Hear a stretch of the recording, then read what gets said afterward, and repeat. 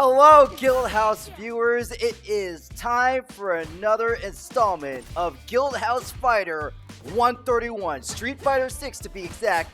This is Captain No Fun reporting on duty, and I am on deck to what is going to be an exciting night of Street Fighter competition. Oh, that's great. Last week, things got a little hectic. We had Treewiz and Julio in the booth. Everybody was running amok. The inmates were running asylum, but hey, you know what? Captain No Fun is here to bring order to the chaos and is going to bring the action to you tonight. However, let's have a moment to talk about a very, very special event. June 29th, our first ever one-day regional, the Guildhouse Gauntlet, which I came up with a name for. I can say that. Saturday, June 28th, 12 p.m., it has all of our amazing games. Tekken 8, Guilty Gear, Under Night in Birth, Melty Blood, Street Fighter 6, Super Smash Bros. Ultimate, Grand Blue vs. Rising, and of course, all of this action will be brought to you by a joint venture of Moundhouse and Guildhouse, the two houses coming in together to rank house. Info and register at star.gg/Guildhouse Gauntlet. Please be there. Oh man, that was like the first time I've done an official ad read. I'm going to do that one better. I had a small little stutter, but hey, I'm real excited to be here. Let's not forget the other sponsor today, Red Bull. It gives you wings. It's powering many of our players, and it's in many of our drinks. Like, did you know that? Did you know that we have a lot of themed Red Bull cocktails? You didn't? Well, if you didn't know, you better be here. Street Fighter 6 every Thursday. Affordable brackets. Great players, great local, and oh man, I'm so excited. I am so excited to be here. As always, with any Captain No Fun stream, it's going to be a bit to one of my partners kind of saunters on in, or drives in or glides in, and that's because the majority of the players, actually all of the players, are right there in the heat of the action. Let's see. Let's play a little I Spy. I see Treewiz sporting an orange backpack. There's last week's Guildhouse champion, Sparks, the ever evil overlord. Boo. Coming up behind him is Mix Up City. In the orange beanie is my other commentary partner, Parappa the Rapper, Doki Doki. And I see Quicksilver in the red and ITSodaCan in sitting down at the installment, which is number 6, which is next to number 7. But hey, let's not ignore the amazing Smash setup over there on the left side. I realize that I don't have hand gestures that you can see. Yeah, Smash Brothers is also here every Thursday. The Smash community is very well represented here, as well as the tabletop Warhammer community. Pretty much, if you got a nerdy interest, you got to be here at Guildhouse. Doesn't have to be Thursday, but it's just got to be a day in your week. I'm going to go and check my video and just see if there's anyone here. I got this lovely little setup right here. So this is my way of keeping up with the chat.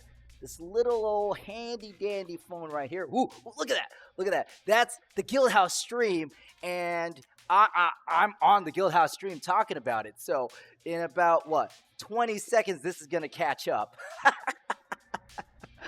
Oh, man. We haven't even started the fighting, and already I'm getting a little rowdy here. But on to more serious stuff. Last week I feel like I have to commentate. I have to comment on the commentary provided by Julio and Treewiz, who made a pact along with ITSodaCan, the 3 tyrants of Guildhouse. The 3 kings decided to take a break and allow a new champion to rise in the ranks, which was Sparks.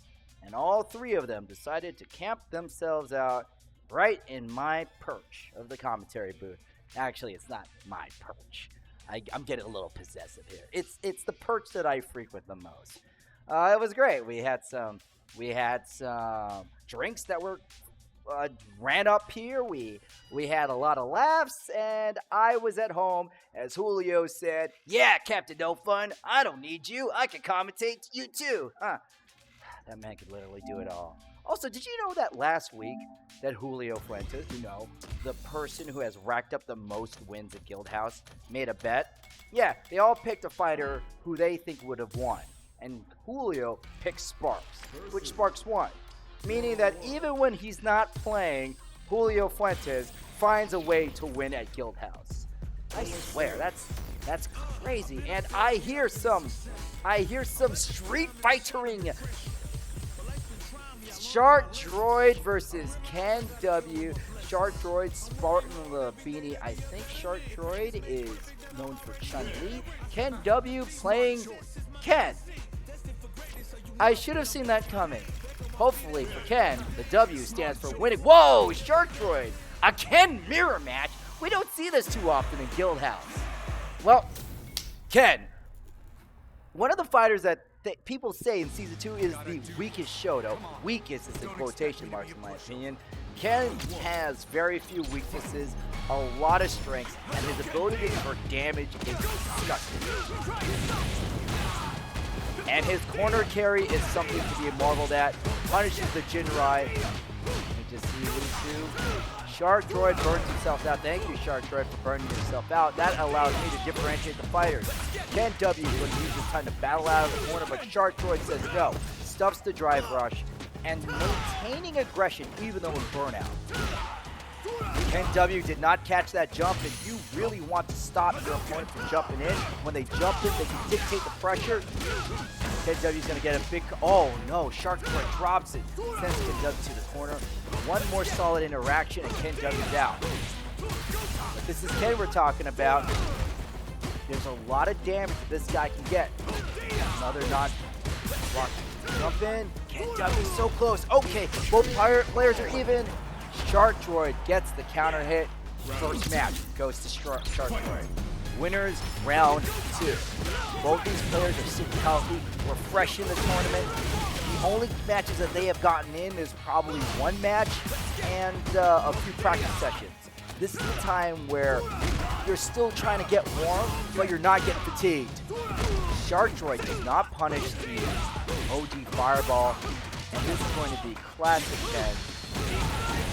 Shark Droid cashing in for a level 2 early on. He wants to put Ken out of the way, but he's holding on to a level 1 just for a reversal.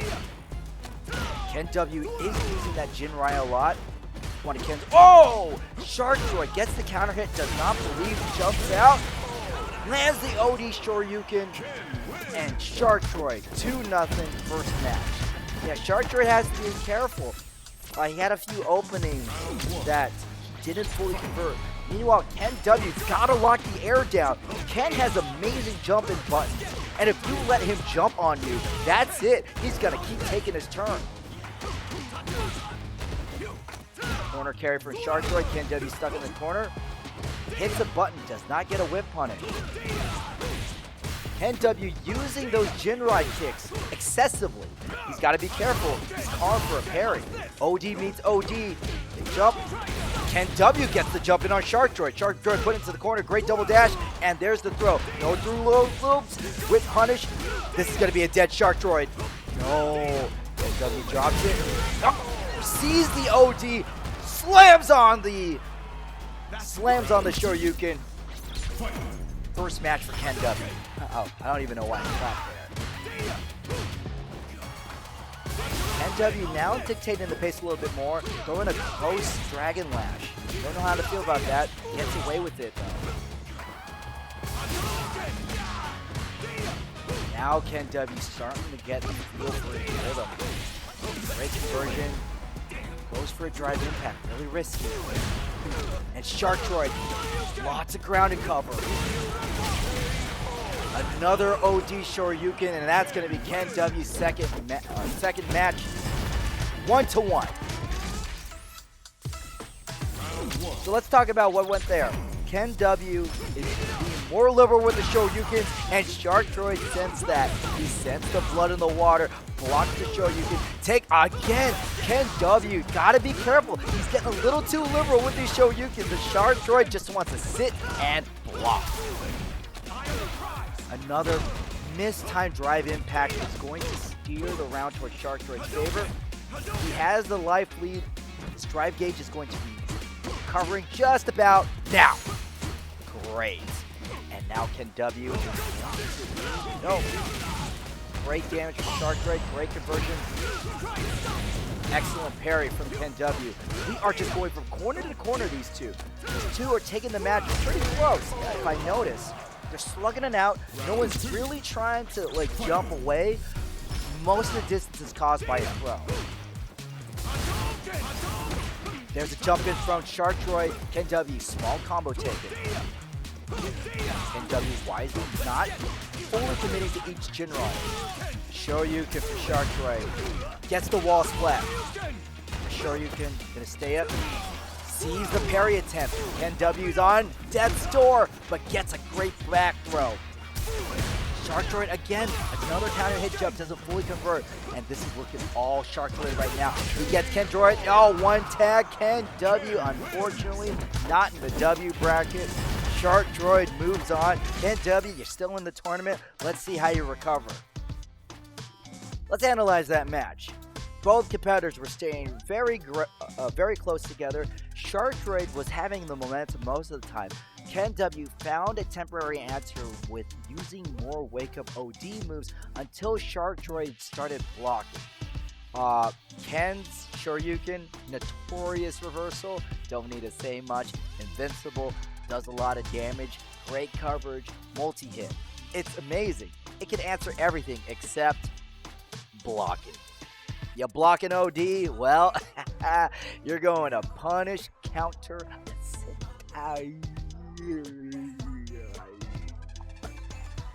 that's like the jaw. That's the jaw when you get punished counter.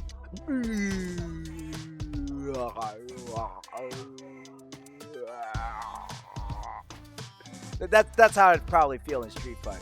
That would be me. That would be me if I get hit. Like, I got punished counter. This is probably Ken's standing heavy.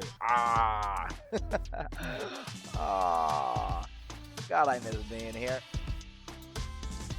I'm seeing one of our fighters going on deck, but I don't want to take away anything from any player that makes a mistake. Even at a local tournament like this, relatively low stakes, the nerves of the match will get to you.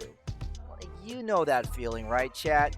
You do a combo, you do a sequence 100 times, 1,000,000 times in training, you drop it. You drop it like a hot coal on a summer day when you get into the tournament on the second match.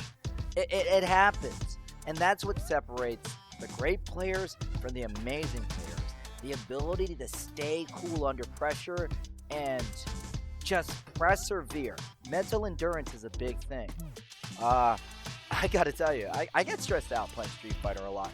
I love the game. I absolutely adore the game. But boy, does it give me heart palpitations. I don't know what it is. Like, it's a game. It's a fictional game. But, like, I'm so invested in winning or not trying to lose. I'm like, my hands, my knees weak, palms sweaty. Gotta do 8 Mile reference there. Both fighters are on deck back there. So if you pay attention, right there, over there, right there. Darn it, mission control. I had the point. Okay, thank you. Right here, right there. If you pay attention right there, that's how you know when we have two fighters on deck. And this time we're gonna have, that looks to be MD. Oh, Cool Whip. Wow, I am so wrong. Cool Whip and Water Boy. Cool. Water Boy playing Chun-Li. Cool Whip going with Jury. This is going to be a hyper mobile match. Chun-Li, air dominant. Juri, second fastest drive rush in the game. She also has extremely long legs. Chun-Li's has strong legs, but Juri's standing heavy is an amazing pose. Putting pressure. Juri is 0 when blocking a drive rush standing medium kick. However, he's just not inclined to hit a lot of buttons. Cool Whip's going to be taking care of all of it. This one. Waterboy finally getting a parry, getting some life, but Cool Whip is not, he's not doing anything overly committed, allowing him to adjust accordingly to whatever Waterboy throws. 3. Yeah, comment that, but keep moving. Cool Whip throws the level 1. Great choice. Invincible, and also Waterboy was on Wake Up. He was doomed. As we say in fighting games, that was checkmate. Cool Whip dictating the pace. Waterboy busts out of jail with that OD reversal. Hajatsu, real gutsy move there. Gets stopped in the drive rush. Standing medium kick, that's going to be a full conversion and a dead Waterboy. Waterboy better go ahead and get to the drawing board. Get a little H2O. Because he needs to find a way to take the aggression out of Cool Whip. Both drive rush at the same time. However, Juri just has a longer standing medium. Oh, miss OD. Waterboy doesn't get a lot of damage off that. Interesting conversion from Waterboy. Waterboy wanting to land that crouching medium kick. All of his stocks in. Dash spin. Oh, that's another drive rush stuff. And we got a dead Chun-Li on deck. Round 2. First match goes to Cool Whip. This is game point for Cool Whip. Waterboy is having a lot of his drive rushes stuffed. So he needs to find a way to just get Cool Whip to whip a button. Oh, that's what you need. Nice, solid, crouching medium kick. Great tech from Waterboy.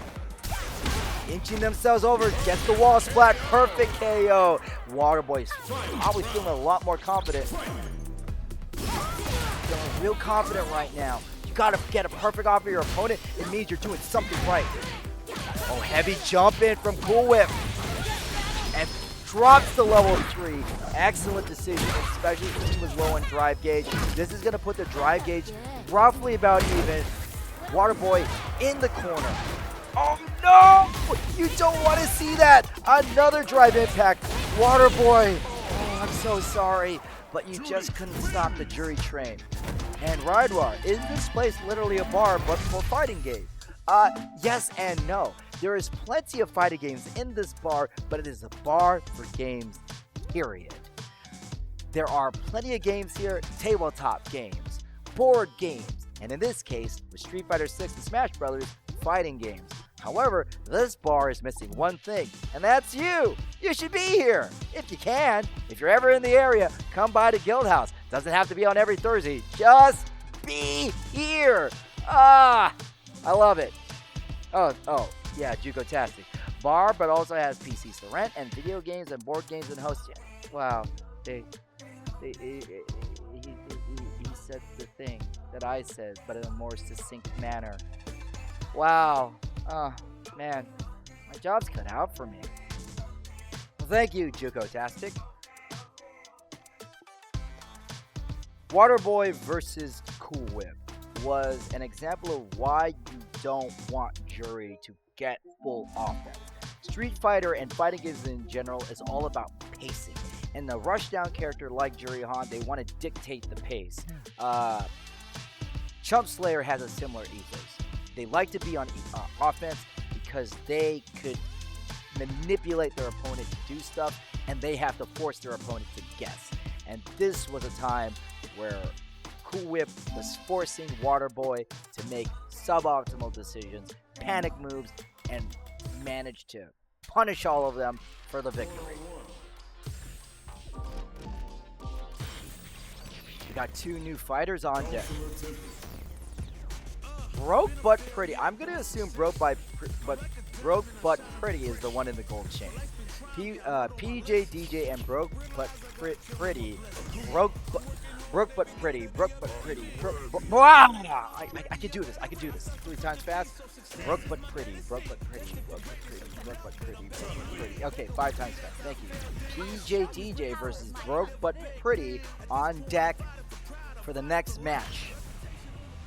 On stream, Akuma! Oh, the man that has been terrorizing the entire Street Fighter community. The highest population of legend players are Akuma players versus Chun-Li. You want to talk about a character who can dictate the pace? Well, look at him, Akuma. The major thing balancing out is lower than average health. PJ DJ is going to take that gamble. Broke but Pretty is already in the corner. And you can see PJ DJ throwing those crouching mediums, wanting Broke to just hit a button. Oh, Broke but Pretty goes for Broke. Does not get the cost of admission. A full realized drive impact doesn't get a full punish. And Broke but Pretty. Oh, Pretty. Pretty or Petite? I think it's Pretty. Air Fireball from PJ.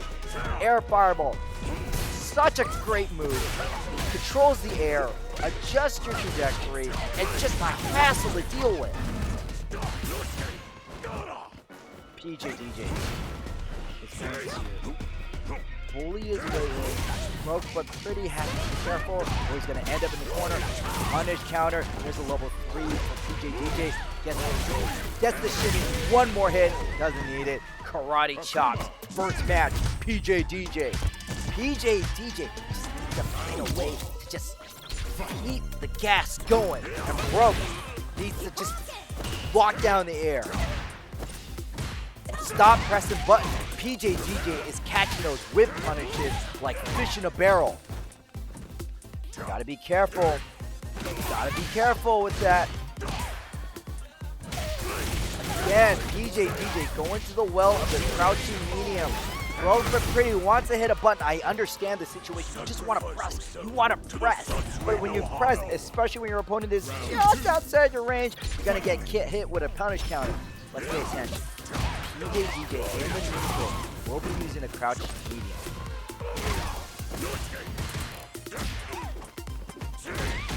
Getting in his optimal range. There's the... That's a dead Broke but Pretty. 2 games already. PJ DJ. Broke but Pretty was showing us why you don't want to hit buttons. PJ DJ playing not only the aggression game but the spacing game. We want to talk about moves in Street Fighter. When you throw your fist out in Street Fighter, it's not just an offensive weapon. You are extending your vulnerability, your hurt box, as they say. And PJ DJ was catching that hurt box. Broke but Pretty would throw a punch, and PJ DJ would be right outside the punch range, then punch back in. Bam! Ugh! Dead Broke but Pretty. Akuma's crouching medium, an amazing button, and he gets lots of just disgusting conversions off of this thing. It's one of the reasons why Akuma is so dangerous in this game. There was a great moment where Broke but Pretty landed a drive impact, but didn't get anything off of it. Normally, a single drive impact combo wouldn't be the the end all be all for a match. But with a character with as little health as Akuma, you could win a game. You could just win a game with that. It's what I was talking about, tournament nerves and the tournament situation. Sometimes you just drop things that you shouldn't be dropping. It just happens in the heat of the moment.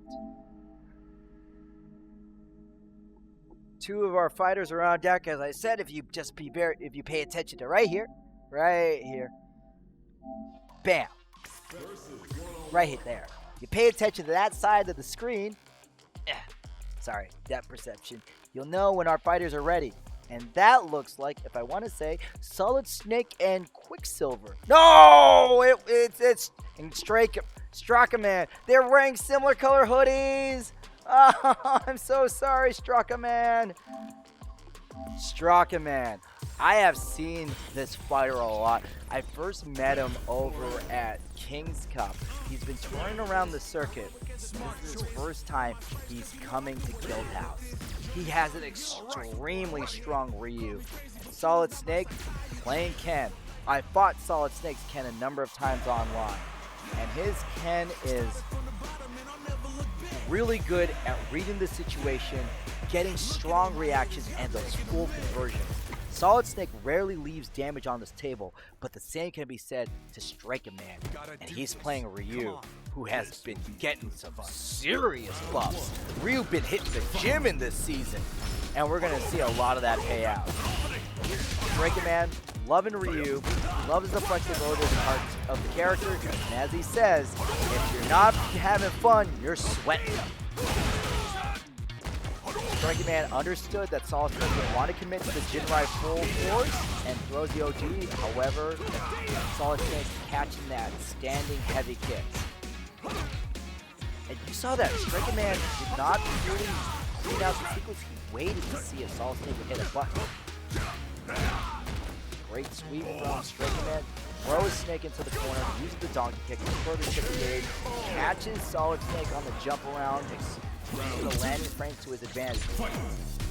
Petitions, they have costumes for stages. Side poop, tell you what, help us with the money, and maybe that can happen. StrakaMan landing that standing medium kick into level 1. Already Solid Snake's life, almost half of it is gone. That was like a whip shoryuken. And both players have worked out, and Solid Snake throws the level 1. And they switch sides. In this situation, I want to say Ryu is stronger because of the fireball game, but when we're getting close, especially when you got a Ken kicking you in the shins, well, it's going to favor him. One more. StrakaMan trying to use the drive impact to call out Solid Snake, but he wisely stopped, and we have a dead StrakaMan. Solid Snake's adjustments right there. Today, BN, we are at final round. Both players are not at full super, but just a few hits and they're there. StrakaMan gets the level 3 first. Punishes Solid Snake off that drive reversal. Oshogaki, Shoryuken. Gonna go ahead and wait for Oki. God, that is so impressive. One Shin Shoryuken in the gut, and Solid Snake eats a perfect KO. StrakaMan looking real good. I mean, he's looking real good right now. That's a pretty fly hoodie. But StrakaMan wins with the perfect. Ryu, so adaptable. Great damage. Has a lot of damage. Has a lot of zoning. Amazing buttons. Ken has them too. But Ryu has the Hoshogaki, and Solid Snake switches to Luke. Luke has some impressive buttons of his own, especially his crouching medium. Both the medium kick and the medium punch, but let's not discount the sandblast, which Solid Snake is probably going to use to punch his way through StrakaMan's fireball. Perfect. Sandblast. A powerful fireball.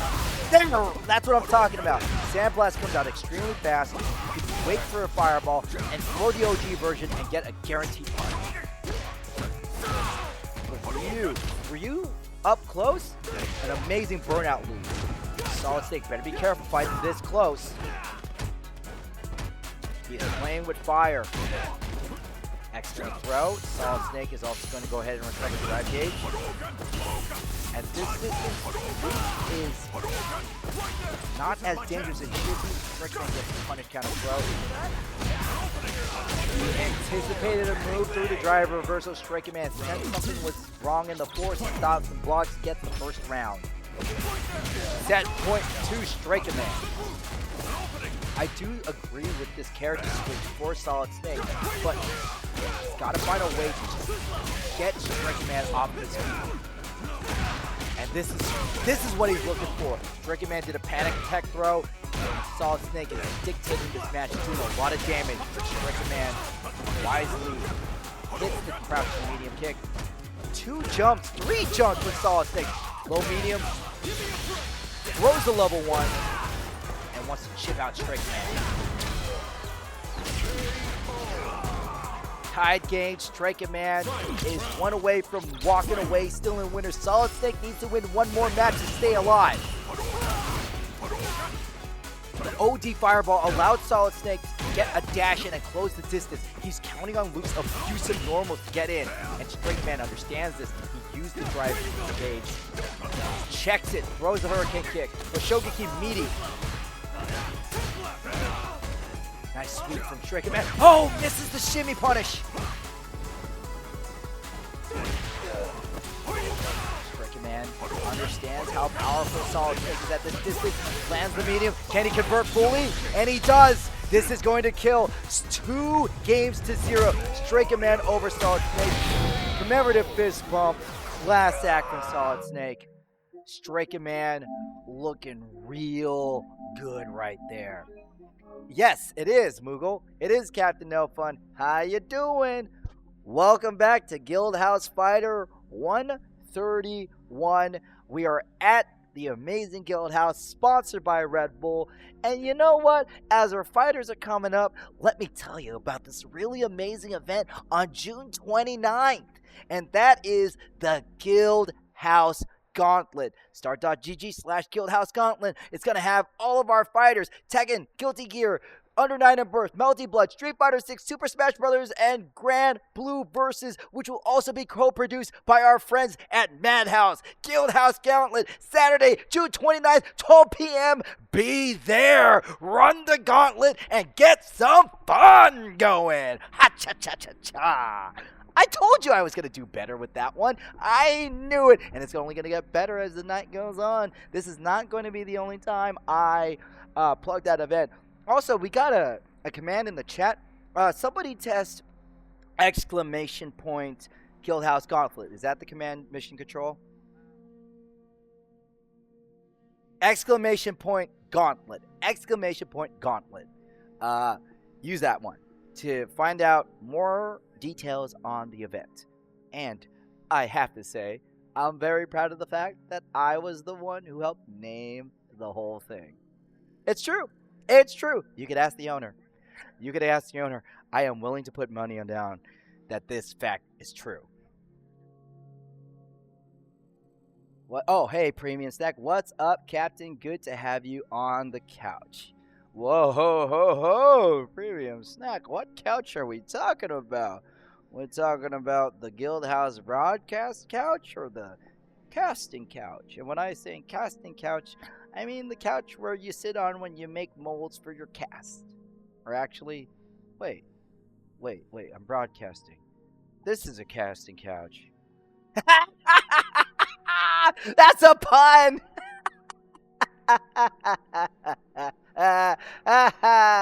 Double entendre.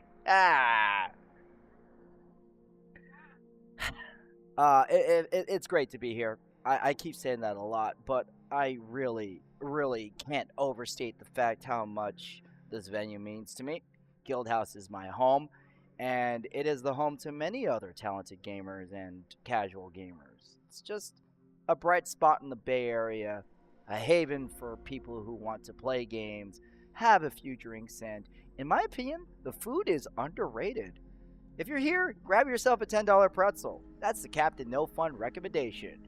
Unless you're trying to keep your carbs low, in which case, don't get the pretzel. No leftovers being put into the Cool Whip container, straight to the bin. Oh, yeah, I think I noticed that. Mission Control let me know that I might be ahead by a minute, chat. So, like, if you write something and I'm not responding to it, it's probably there. Oh, this is a battle of the airbenders to be witnessed. ITSodaCan, Rashid versus Mix Up City. Lily. Both of these fighters have been doing an immense job leveling up their game. Mix-Up City placing third at Cartridge Cartel, and SodaCan placing first at that same tournament. The highest he's ever placed at a fighting game tournament in a long, long time. But however, SodaCan has been doing extremely well. Top 5 at least every single tournament he goes. But Mix-Up City, I think he's starting to get through of this matchup. You fight someone so many times, you're going to get better. That's what I'm talking about. Mix-Up City jumping in while SodaCan's throwing those fireballs.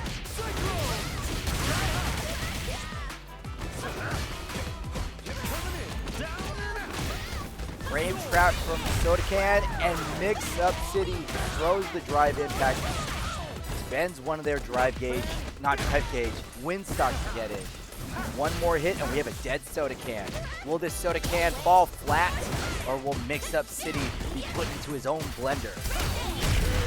Another drive impact. I think that's going to be SodaCan's weakness, is the drive impact, especially with a lot of the normal using and that fireball. Mix-Up City dunks the SodaCan right onto the beach sand. Mix-Up! It's kind of funny. Rashid is saying Mix-Up City's name. Mix-Up! That's you! Mix-Up! Oh yeah! Toss Mix-Up City into the air, throws the spin mixer and the SR. That's going to be level 2. SodaCan standing in it. Oh, Mix-Up City a little too egregious with that Condor dive. Overhead, and we have a dead Mix-Up City. Final match.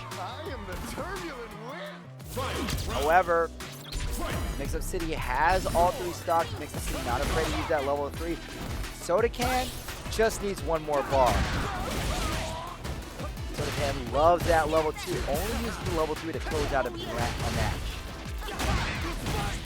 Mix-Up City got caught in the shimmy. SodaCan runs, pushes Mix-Up City closer to the corner. So one Condor spiral, and he's already pushing SodaCan into the corner. Throws the level 3. I don't think this is a dead SodaCan, but this SodaCan is going to be running on. Oh, I am so wrong. Got planted in the sand. That was my opinion.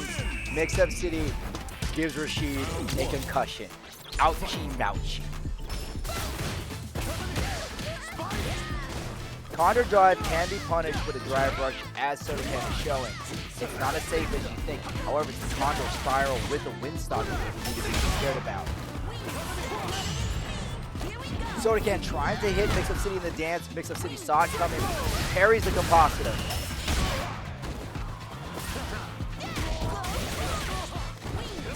Another wind stock. Spin mixer gets caught, throws the level 1. This is piling on some good damage and keeps SodaCan in the corner.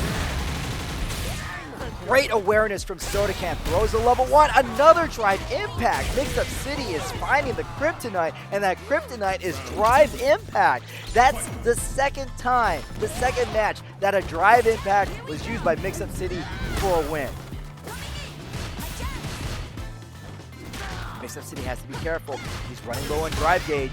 SodaCan can punish you. Condor Spire, blocked. We have a burnt out Lily.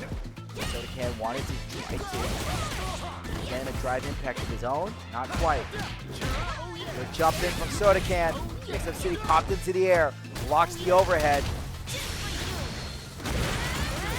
And a level 1 gets out of that sticky situation. If Mix-Up City takes this match, it's the first game going to him. Actually, the second game going to him. This is tournament set point for Mix-Up City. SodaCan is on death's door. He needs to win 2 in a row. Here comes level 2. Will it hit? It does hit, and it's going to kill with an OD spin mixer.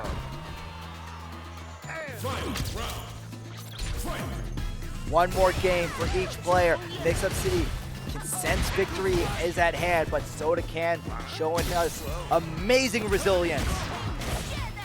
But Mix-Up City's ability to adapt is second to none, especially with the simplistic gameplay. He likes a simple character like Lily, so he can focus on his opponent. And if I've seen anything, Mix-Up City is adapting to SodaCan's tendencies right there. Backdashes, puts him in burnout. We got a level 2. Another Rashid kick thrown by SodaCan. Staves off the demons for now. Too many hits to get on that drive impact. One more good solid hit from Mix-Up City, and SodaCan's gonna be sent to losers. No level 2 for SodaCan. He's throwing fireballs. Mix-Up City has one win stock. He could react quite easily. And he puts the brakes. Command throw, and that's a victory. Mix-Up City looking real good. You can see him breathe a huge sigh of relief. Excellent. 2 games to none. Oh my God. Amazing reads. Mix-Up City playing the counterplay. The counterplay extremely strong from Mix-Up City. The drive impacts, the jump ins, the ability to read some of SodaCan's reversals and just putting SodaCan into some bad situations, forcing him to use the level 1. SodaCan likes the level 2, but when you don't have the bar because you use it on level 1 for reversals to get you out of jail, well, you don't have a level 2. Right now I'm checking the chat just to make sure. I think we're having some stream issues, aren't we, Mission Control?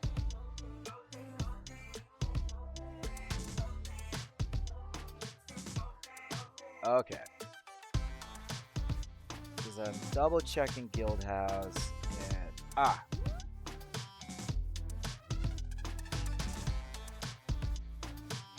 it's not that I'm behind, it was more so that the stream closed. Okay, I'm back. I'm back.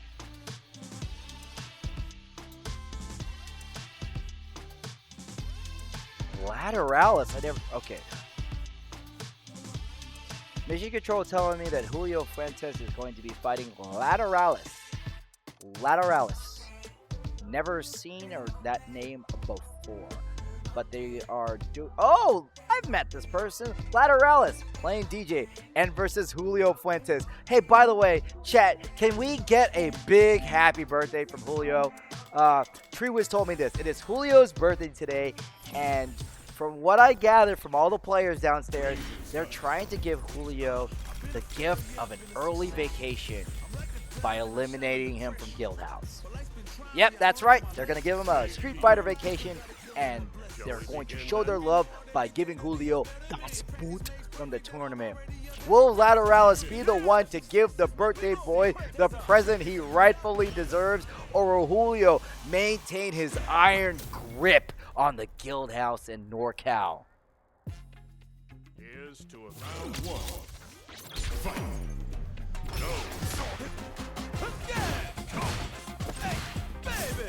Lateralis testing the waters with Julio.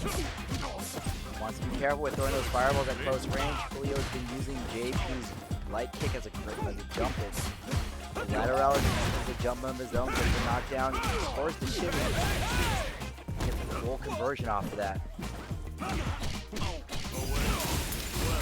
Throws the portals, throws the side kick, spins the cane.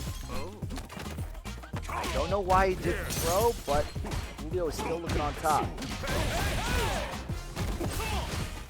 Lateralis having a lot of luck with that jumping light kick. And Julio using a jumping light kick of his own. JP's jumping so strong. Goes to level 2. Catches Lateralis on the way down, and that's the first match.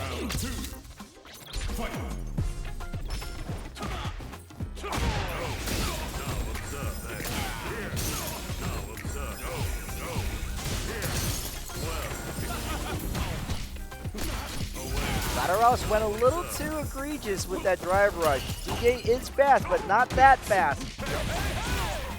Throws the up kick. And Julio. Drive reversal to get Lateralis off of him. Amazing conversion off of the OD fireball. Strike throw game. Will Julio throw the amnesia? That's 2 throws. Will he go for a third? Goes for the punish. The parry. It's punish counter. And 4 throws. Oh my goodness, 4 throws from Lateralis on Julio. Julio was reluctant to use the OD amnesia, and I can understand why. But now he's in this match with a drive gate efficiency. Lateralis, no level 3 from him. He understands that, oh my god, misses the combo. That's gotta be real tough. Could have had a dead Julio.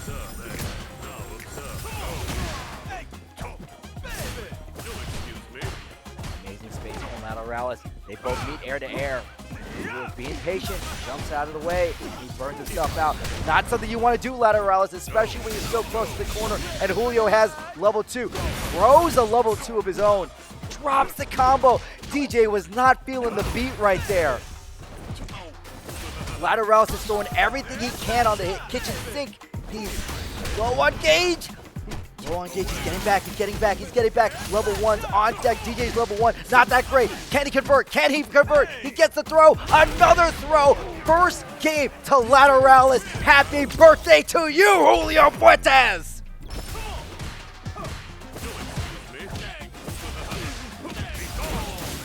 Julio Fuentes is starting to understand that he can't sit back and defend against Laterales, especially with DJ's buttons. DJ's buttons are extremely safe on block, especially his frustrated crouching medium kick, which is a button I have not seen from Laterales. You can see now, Julio is taking the pace. He's being a lot more aggressive, forcing Laterales to be blocking. First OD amnesia thrown by Julio. Doesn't get the full combo, but it's okay. He gets out of Laterales' pressure. Laterales holding that parry too long. Julio scores the throw. And he's still in this game. Laterales needs to win 2 more, and he'll send Julio into losers, something that we don't say too often. But Julio showing great adaptability. Laterales knocks down Julio. Julio throws the amnesia. He understands that Laterales likes to keep attacking, so an OD move will stop him. Gets caught, throws the level 3, and this is a game for Julio. 2-0. Laterales. Laterales feeling very confident, but he has to understand that Julio is the final boss of Guildhouse, and I love the shades on the forehead. Probably paid for them with his Street Fighter win. 1-1. Laterales is tied with Julio, but Julio has the distance game. Laterales hasn't even approached Julio, and already he has half his life gone. Awesome anti-air from Laterales, and again, Julio uses the OD amnesia. Laterales needs to understand that Julio is going to be throwing these OD moves. He needs to just stop and block. When Julio uses OD amnesia, he's extremely vulnerable.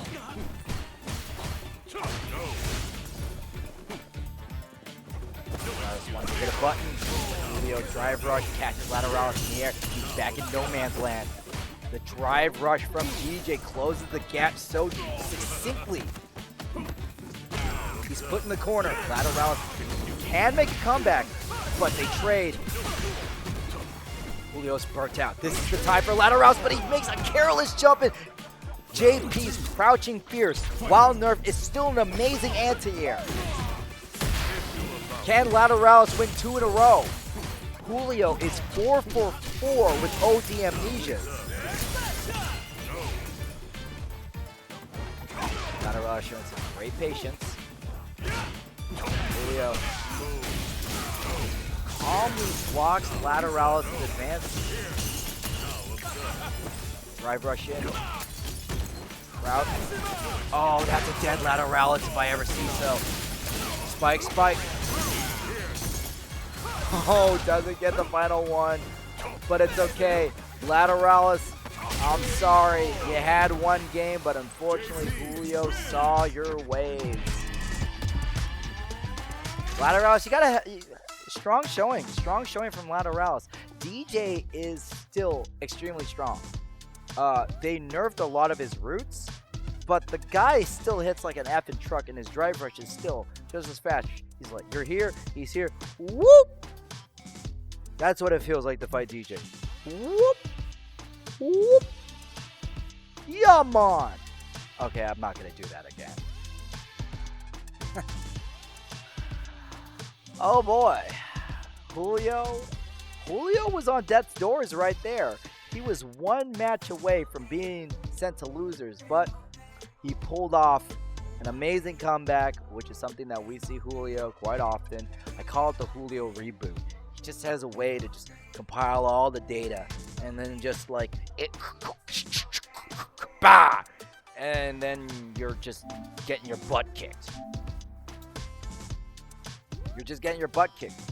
The man has gotten untold amounts of money from fighting game tournaments. Agent FFF and chumpslayer are on deck right now.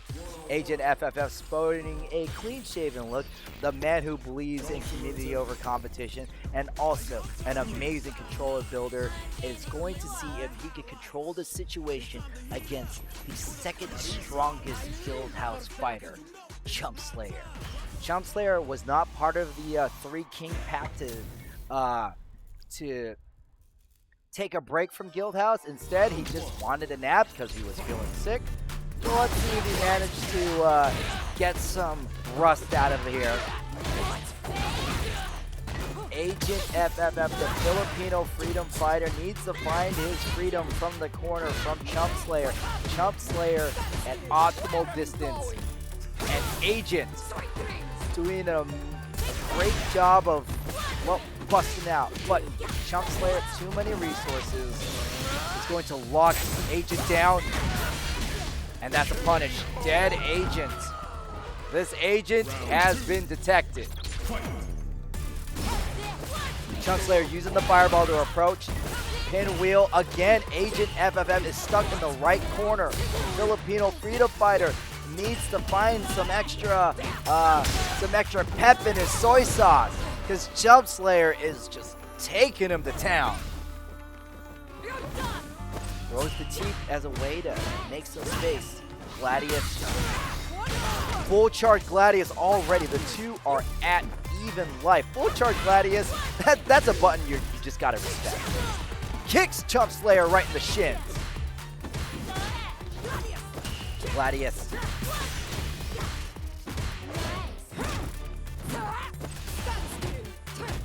Agent FFF understands that chumpslayer burnt out is his prime opportunity to pick apart this jury. But that confirmed from chumpslayer is going to turn the tide back in his favor. Near burnt out Marissa, while chumpslayer still has 2 drive gauges left.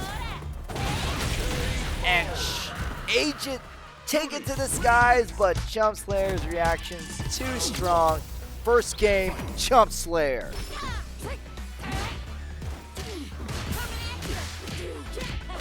Agent FFF just needs to get chumpslayer off of him. Marissa has amazing plus frame, but if you're not blocking, you're not losing him.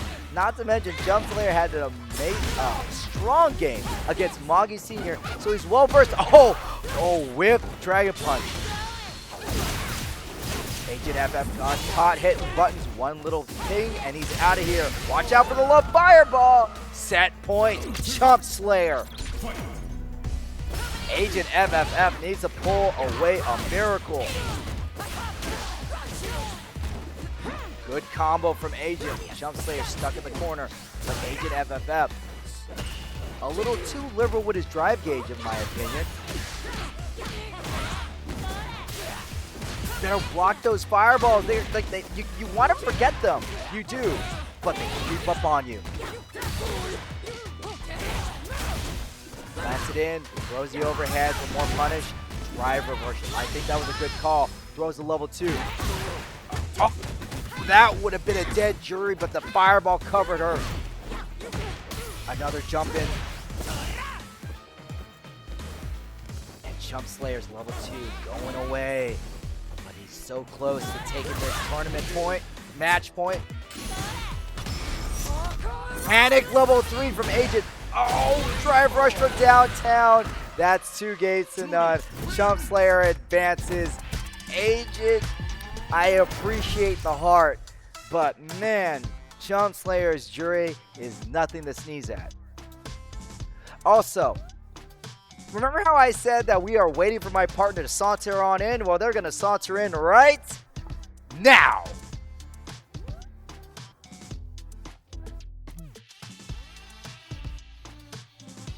I wanted to hold that position.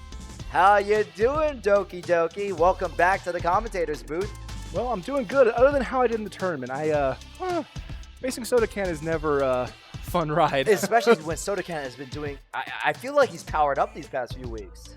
Oh, for sure. He is definitely powered up. I consider myself fortunate. I almost took a game off of him.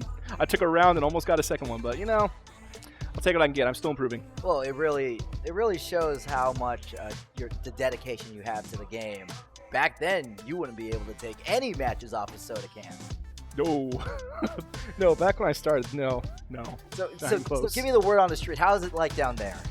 Oh, it's hype. We got people that are getting really into the fights, even the ones that are not on the main screen. We got crowds behind the people, like actually cheering them on. They got friends here cheering them on. It's just a great atmosphere, honestly. You know, this right here. It's a microcosm of Evo. Evo is coming up. It is the big tournament, the Super Bowl of fighting games, and you're gonna be there, aren't you? Oh yeah, this is gonna be my first Evo, and this is my first fighting game, so we'll see how this goes. I'm probably gonna get completely overwhelmed, but well, I mean, if anyone gets lost, you can always find me by my hat. So these are two fighters that I haven't seen too often on stream. Yeah, Shark Droid and PJDJ. PJDJ had a pretty good, actually had a really good first outing. And Shark Droid, a strong favorite. We got Akuma. How do you feel about fighting Akuma? As a DJ, man, I actually don't have too many problems with him. I have a lot of ways to deal with his air fireballs, so he doesn't give me too many problems, actually. I actually enjoy the fact that he's only got 9,000 health to punish. Yeah, and the combos that you've been drilling are what, 6K? 6K, 7K. Okay, we have got the Battle of the Shotos. Ken versus Akuma. Akuma has aerial mobility out the spades, while Ken has Dragon Lash, the run, and his own powerful flaming Shoryuken. The question is, which flame is gonna burn brighter tonight? Shark Droid playing Ken, PJDJ as Akuma. PJDJ utilizing the crouching medium punch quite effectively in his last match. Will he be able to whip punish Shark Droid as effectively as before? He's staying up and close. Oh! Whip punish with the standing heavy kick. Look at that damage. That's just off of one whip. That's a lot of damage, man. Flex tape can't fix that. No, but PJDJ flexing its supremacy in this match. Gonna go ahead and take that back. Ooh, perfect KO in the first match. That's gonna be demoralizing for Shark Droid. Yeah, that's a hit to the mental stack. Anytime you get perfect KO, especially on stream, that is always a massive hit to the mental stack. Yeah, it feels like that you're just a bigger failure than you were. Oh yeah. No, I've been in that situation several times when I play Spark on stream. Shark Droid going to go ahead and put PJDJ in the corner. PJDJ, tries to jump out, but gets caught for his trouble. There's that 9,000 health being used against him. What? Ooh, he took a big gamble with that Dragon Lash. Gamble. Good thing he recovered. I wonder if that was an intentional bait. Or it could be Ken mashing DP. I don't know. Whatever wins, right? Yeah, true. I mean, we take those.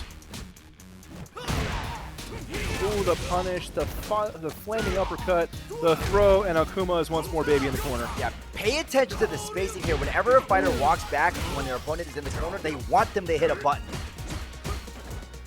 But, oh, they're both jumping. They're both jumping. Jump around. Yeah, we're going full House of Pain up in here. Oh, not like that. Oh, shoot.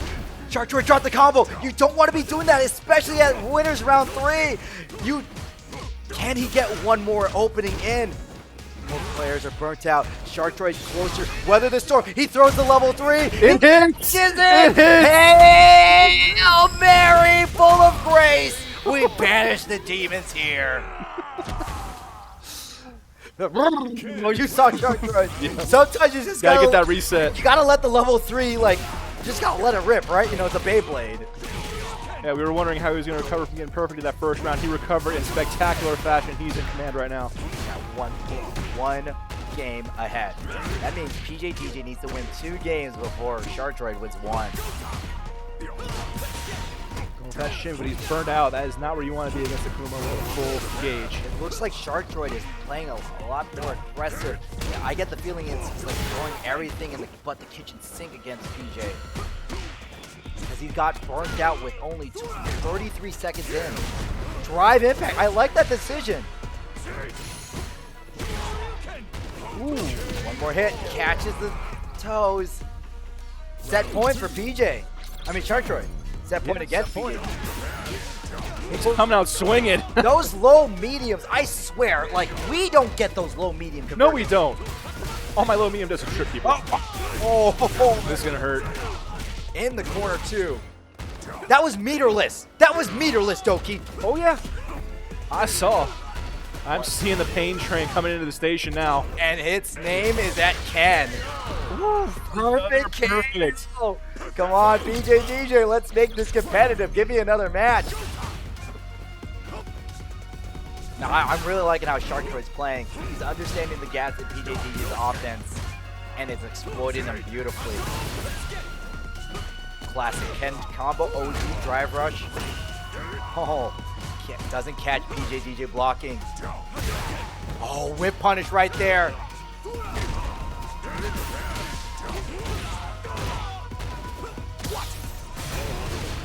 Burn himself out. That's not a question.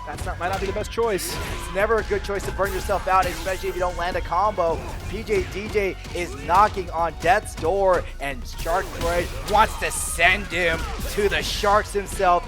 PJDJ Dropped it. Dropped it, but nope. Recovers. No. You know, winners round 3, that's a pretty good time to take your first loss. Yeah, hey, it's better than I did. What were you, 1-2? 2-2? Well, 2-2. 2-2. Hey, that's classic. Well, I'll take it. hello everybody. Welcome back to Guildhouse. I am joined by my good friend and the person who I threw into the Shark Tank with the world of Street Fighter, the one, the only, Doki Doki FTR. Hello, hello. Yeah, that's true. I never got into fighting games before this. And Captain No Fun says, "Hey, you should try this game." And I said, "Okay, we'll try this game." You wanted to try the game yourself. Don't put this on me. You just told me that you got it, and you just didn't understand how to play the game. And I had to like write long texts about like basic like legacy knowledge. At first, I was like, "Oh, this might be a fun game to play. Just something to kill some time." And then I get the walls of text, and it's like, This is frame data. This is what it means to be plus and minus. This is what Oki is. Yeah, do you understand Okizumi? I think the funniest example was he plays DJ, and I told him about universal charge, down back. And I'm like, oh, the problem with universal charge is when they jump in, you get hit. And he goes, ... That's why they're hitting me! Yeah, it took me a while to realize that you have to stand and block jump-ins. Took me a while. This is a match we've seen a lot, very often. Tree Wiz as E Honda versus Mix-Up City as Lily. However, Mix-Up City was the one who sent ITSodaCan to losers, where you encountered him. Yeah, thanks for that, by the way. I mean, don't thank me, thank Mix-Up City. No, I was thinking when he watches the stream later. You hear that, Mix-Up City? It's your fault Doki Doki's here. We're going to blame him for me being in the booth tonight. Now, Mix-Up City has been on a tear. 3rd place at one tournament. He's getting better. He's starting to understand the matchup more. When you fight someone long enough, you have no choice but to get better. Oh yeah, either get better or turn to dust, one of the two. However, this is Tree Wiz. If there was anybody who radiates protagonist energy, it's Tree Wiz. Oh, for sure.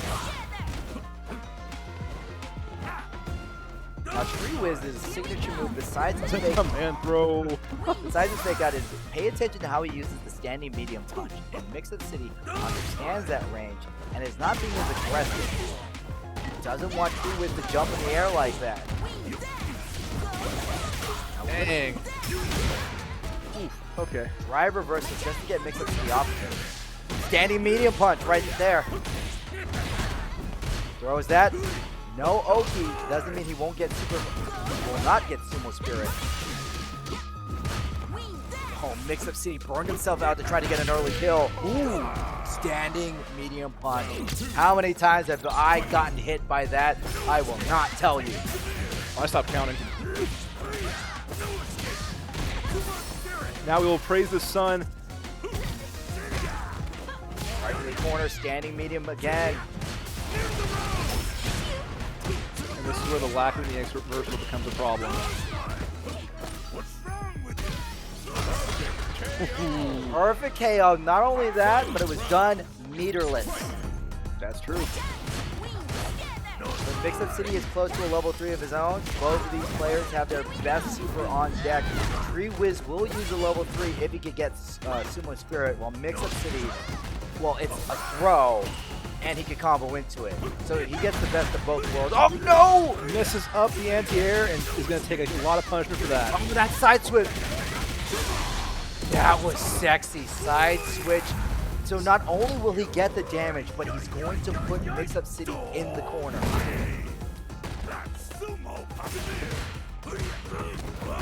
The Ocho! We got the Ocho! Ocho!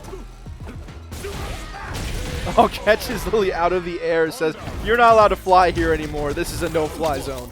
Yeah, the flying sumo wrestling. Oh, standing medium punch for the punter counter. That's what I'm talking about. Jab, jab, jab, butt slam. Uses the crouching light frame kill. Oh my God, that was all unanswered for. Boy. It was like a training, like a combo exhibition right there. That was a truck rolling downhill with no brakes and a full load of cargo. And that cargo was E-Honda. Oh yeah. Mix-Up City needs to play the distance game. He needs to stay at that ideal distance. Face to face, it favors E-Honda, which is something that's surprising to say since Lily is a command grab user. Jumps the throw again. Oh, by the way, somebody writes, Doki Doki, he looks like that champ from that one show I watched at Fanime. Oh yeah, about that. Tree Wiz has buff and torpedoes his way to winner semis. Mix-Up City had a good showing in the winner's side. Will he come back? I want to see him come back. I do too, because it's not every day you get to see a Lily player, especially one of this caliber coming into play. So you always want to see more of it, especially for those of us that are trying to take notes for Evo, because you don't get a lot of Lily notes at local tournaments. Yeah, the Lily right here is Mix-Up. By the way, did you know that DreamHack was won by a Lily? It was. Oh, wait, I do remember reading that. Yeah, DreamHack won by Lily, who only got like minor buffs, unlike Ryu or Zangief. We don't talk about Zangief. Oh no.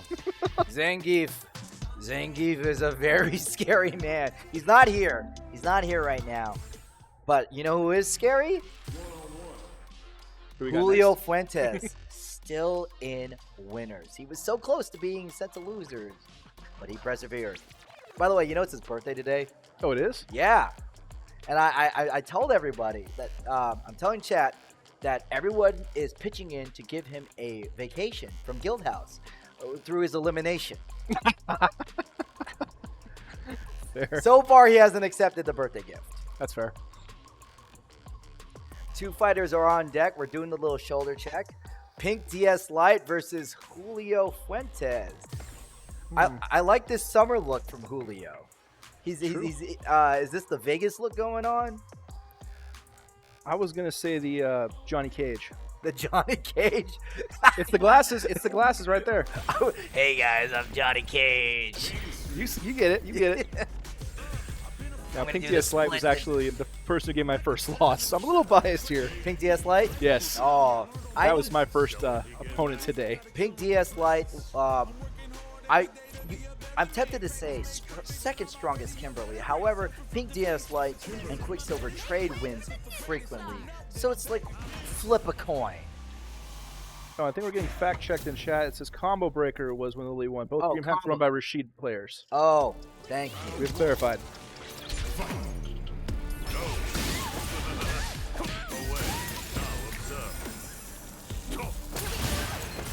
Ooh, get the spike and the overhead into more damage. Usually Kimberly likes to be the one putting people in the corner, but it's not every day you see Kimberly being the one stuck in the corner. Well, this is Julio Fuentes we're talking about. That is true.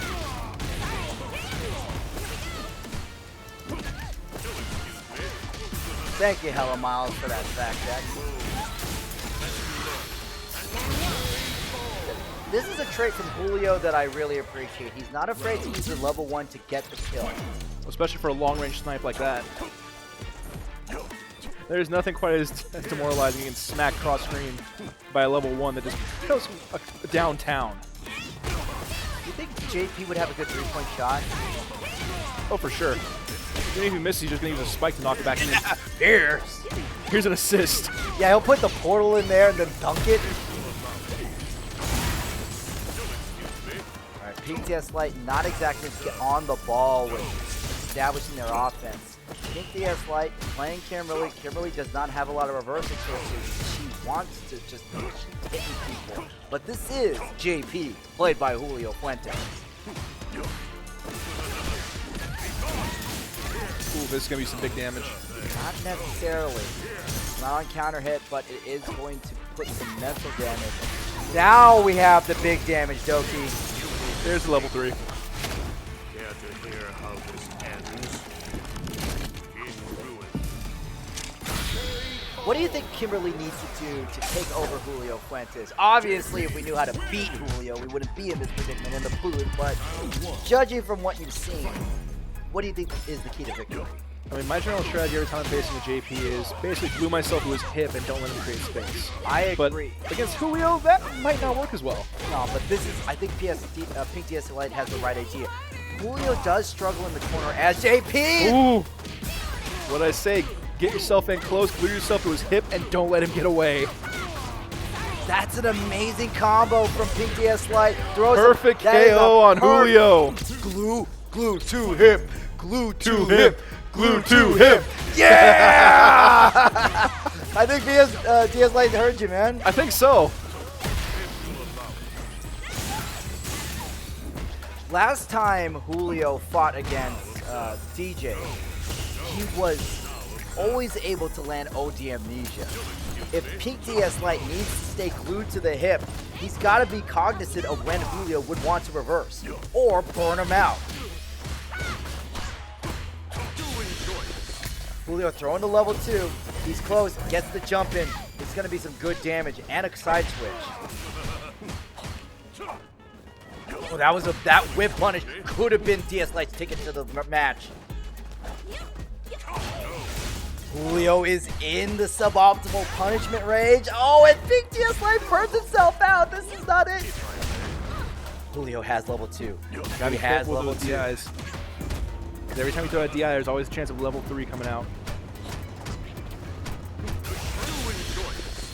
Level 2. I knew it. I'll do it. Kicks Pink DS Light repeatedly.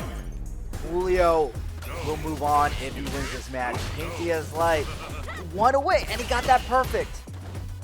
Gotta stay glued to him. The second you let him create space, that's a problem. Also be mindful of those whip punishes. Julio has whipped a few buttons. Pink DS Light early level 3. This is going to be doing great for his mobility. The damage, not exactly there, but he's buffed to 100%. Oh, this is going to be a big combo. Oh, never mind. I thought I was going to get the wall splat. Yeah, see, Pink DS Light being wary of when Julio hits a button. There's the whip punish! There's the punish. One more. Will that be enough? That will be enough. We have to tie this up. Yeah, I did notice that in the corner, Julio would be throwing the occasional standing medium that went nowhere. Pink DS Light has to take advantage of this. The whip punish is classic Street Fighter, but it's also the hardest skill to practice in my opinion. It's way easier to punish a block special, let alone a normal that's just in front of you. I think this is going to come down to who can control the ranges. Yes. Pink DS Light wants to be close range, but Julio, this is a great distance for JP. And he's going to hold this down. No teleport from Pink DS Light. I haven't seen one. Oh, risky slide. But the throw is going to keep him in the corner. Standing medium kick, great conversion. Throws the spray can. And Julio gets away from that pretty scot clean. That's the missed amnesia. He's going to want to forget that one. Oh, he is. It's OD, and he's going to get hit hard enough to be put into amnesia. That parry is going to change the tempo of this match. Not a lot of damage, but Pink DS Light is in the corner. Ooh, whip throw. Whip punish from Julio. Pink DS Light is burnt out. Julio throwing to level 2. He's going to kick low, and high. Throws the cane. Match point, Julio Fuentes. That level 2 is oppressive when you're in the corner and burned out. There's nowhere to go. All you can do is just hope you survive. If your health is that low, you ain't surviving that. PTS Light has the meter advantage, but it doesn't take a lot for Julio to get level 2. Those crouching medium kicks he's been using a lot lately. Drive rush second, not the time you want to be doing that. They both teleport. Julio gets caught, thrown in the corner. Will he OD? That's the question today. That's be a level 3. It is. Gotta throw the level 3 early. That way, PTS Light can continue to gain meter if he makes it to the next match.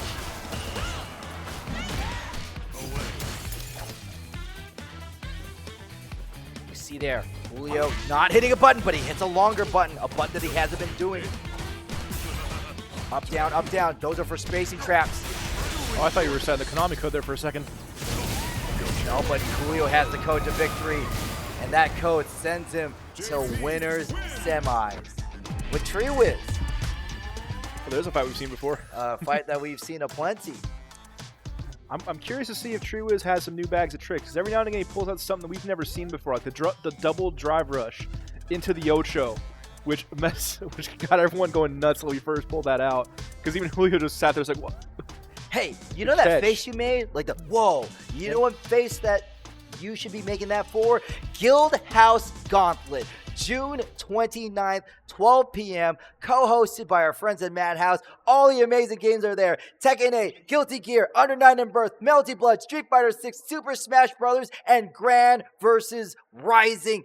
Be there. The first ever one-day regional of 2024 in the Bay Area is here. Get yourself fitted for the Guildhouse Gauntlet. That's why this is me wearing the gauntlet. Like Thanos. It's all the fighting games right here, right? That'd be cool if someone actually could come out and win, like, all the games, like, in a gauntlet, like, just put the trophy in each little spot. Unfortunately, that's not possible because there is a 3-game limit. I mean, that didn't stop Thanos.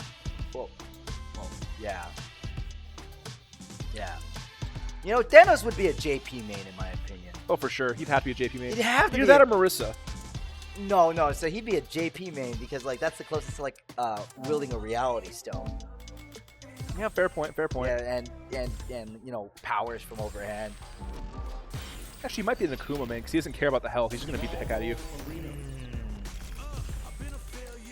Meanwhile, Star-Lord would play DJ.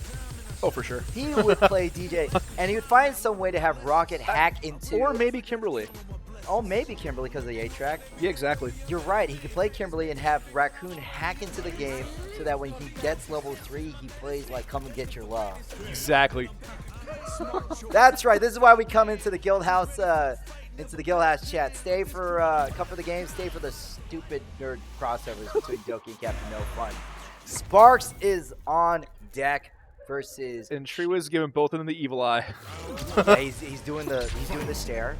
Shark Droid versus Spark. Spark is, to say he's a dangerous Marissa, what would you feel about that statement? That's like saying water's wet.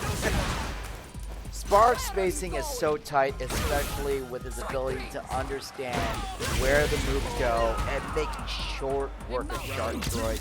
Spark doesn't need a bigger boat. The Shark needs to just be bigger.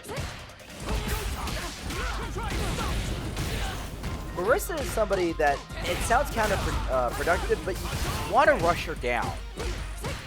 You want to get her blocking, because if she establishes her game, and she can establish her game real easily, like right now. Exactly. You don't want to let Marissa get her tempo going, because once she's got your tempo going, all you're going to feel is 1,000 ways to know what a fist feels like. Case in point, the overhead fist. Using the level 2. Excellent decision from Spark. Throws the front kick. And Spark, look at this smug person. Frank Say No and Quicksilver are the members of the I Hate Sparks Club, and Spark is good for that. But he did win last week. Can he win again? I think he can, honestly. Especially if he keeps playing like this, baiting those out. Another perfect. Shark Droid just... I understand where you're feeling. You just want to do a move. But when you are playing against someone who knows the game as well as Spark, they anticipate. Oh no, that was his time. The time was now, and he didn't seize the moment. The trouble about playing against Spark is such good control of the range. He knows exactly when to push buttons. So if you dare to push a button, it's not your turn. It's Marissa's turn, and Marissa is going to keep taking turns until your health bar is 0. Yeah, it's like fighting a blue control deck, but with the power of green? I want to say green or red. I'd say red because we're not talking health here. We're just talking how much you can burn. Yeah, good point. Shark Droid sent to losers, unfortunately. Sparks moving on. Now, Sparks won without the presence of the 4 kings. SodaCan, Julio, Treewiz, and Chumpslayer. While his victory was deserved, some might say that his victory has an asterisk in it. I mean, you could say there's an asterisk all you want. The point is, he still won. Yeah, that's true. He didn't beat the best. He didn't beat Julio, but he beat the best of who was there right now. And at the end of the day, a win's a win. That's but true. Can he win again? That's the question. Like I said, if anyone can do it and upset the 4 kings, it's going to be Spark. Is this what we're going to call him? I want to call him the 4 kings. I mean, you can also say the 4 horsemen because they just destroy everything in their path. 4 horsemen, 4 emperors. I like the 4 kings. I think that's what. Hey, chat, correct me. The bosses of Street Fighter 2, Sagat, Vega, Bison, and Balrog, were they the 4 kings? Were they known as the 4 kings? Please let me know. I'm a little rusty on my Street Fighter lore since 2. And I have no background in the lore, so I have no clue. Yeah, I had to tell you about the kerfuffle of Vega, Bison, and Balrog, where it was so bad they had to call him Claw, Dictator, and Boxer. Oh, yeah. The best part is I've told people that and they didn't know it. And I'm like, I'm newer to the game than you, and I knew that. About Claw, Dictator, and Boxer? I've had plenty of people where they don't know that. Why are you talking about these old bosses from Street Fighter? Oh, Bison's coming out. Exactly. Hey. Trivia facts. Let's go. Treewiz versus Chumpslayer. We've seen this match a number of times. Chumpslayer has progressed to the second match against Julio a lot. However, Treewiz has taken out Chumpslayer a number of times. We are at winner semis, first to 3. So we do have confirmation they were the 4 kings, the OG 4 kings. Thank you, Flipstar89.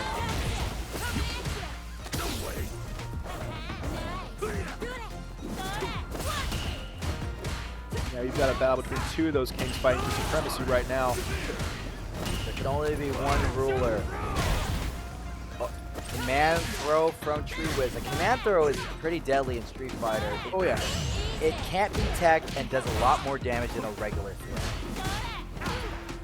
Standing medium, but Treewiz doesn't fully convert it. But will convert off of those 100 hand slaps. Throws the chop. Yep, the King of the Palm takes round 1. Ooh.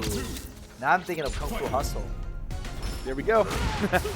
We got the King of the Palm and we got the King of Defeat. Defeat, not defeat. Defeat. Exactly. Chumpslayer, drive rush overhead, a great choice. Treewiz block. Throws the fireball to Treewiz blocking. And if Treewiz burns out, Chumpslayer's in real good position. But throws the standing medium. What an elbow. That elbow makes me mad. Oh yeah. Jockeying her position, see who's going to make the first mistake.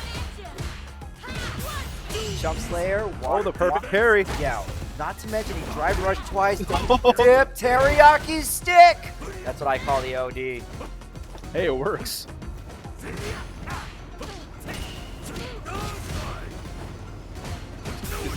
Non-stop with the big meaty palms. Big meaty palms from Treewiz.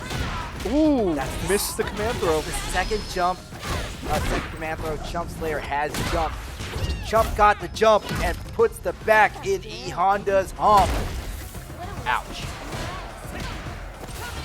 Crouching medium for Treewiz. Again, he doesn't fully convert. Ooh, nice. But burned out. Now they're both burned out. Both burned out. I think this favors Jury, especially if he uses the fireballs. Oh no, I take that back. Chumpslayer pixel away. Treewiz. Ooh, I don't know that hit. Like, okay, I'll take that. We take those. We take those. Yeah, Truiz has sometimes he Truiz loves to mug the camera. Oh yeah, for sure. He definitely has a face for the camera. I'm sure we're all aware that people that follow this, we've had comments before about his in-between habits, whether he scratches his nose or whether he scratches his shoulder, depending on if he wins or loses. Oh, amazing anti-air from chumpslayer, gets the punish counter and sends Truiz to the corner. Honda's butt slam, the move that terrorizes the lower rank. Truiz is using quite effectively. Oh, man, this is the shimmy punish. I've seen that a lot. A lot of shimmies are not getting fully destroyed. Truiz burnt out. Jumps out his time, throws the backflip to style on him. Just a little style on that fireball.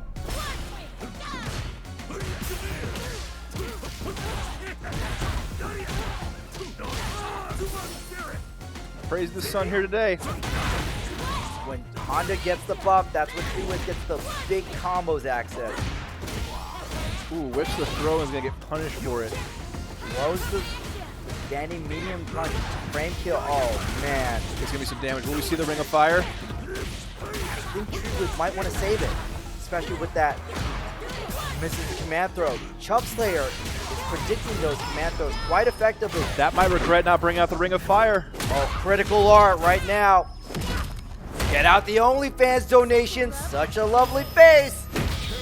Honda, both the most miserable man and the happiest man in this game. It's all a matter of perspective.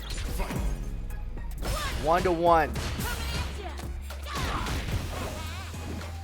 Chumpslayer's not afraid to use a lot of his drive gauge. He understands when he lands his offense, he won't get it back. See how fast the drive gauge recovers when you land moves? Oh, yeah. Oy. This, you can't headbutt me. You're going back in the corner. You're going to stay there until this is over. The beatings will continue until morale improves. It just didn't stop. It just didn't stop. Truiz understands that he can't get chumpslayer going, and he goes again. Going.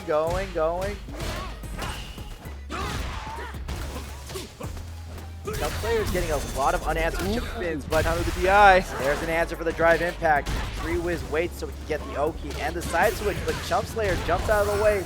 Praise the sun, baby. We're going to be seeing that a lot in a Truiz match. Oh, man. That's not something chumpslayer wants to see or feel.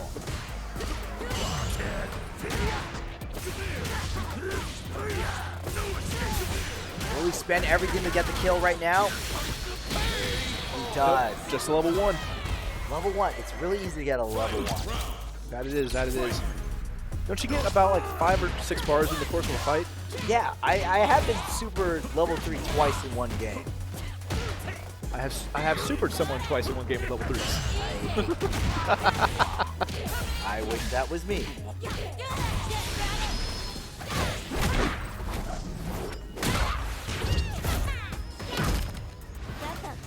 Level 3 from chumpslayer, but Truiz has come back from worse.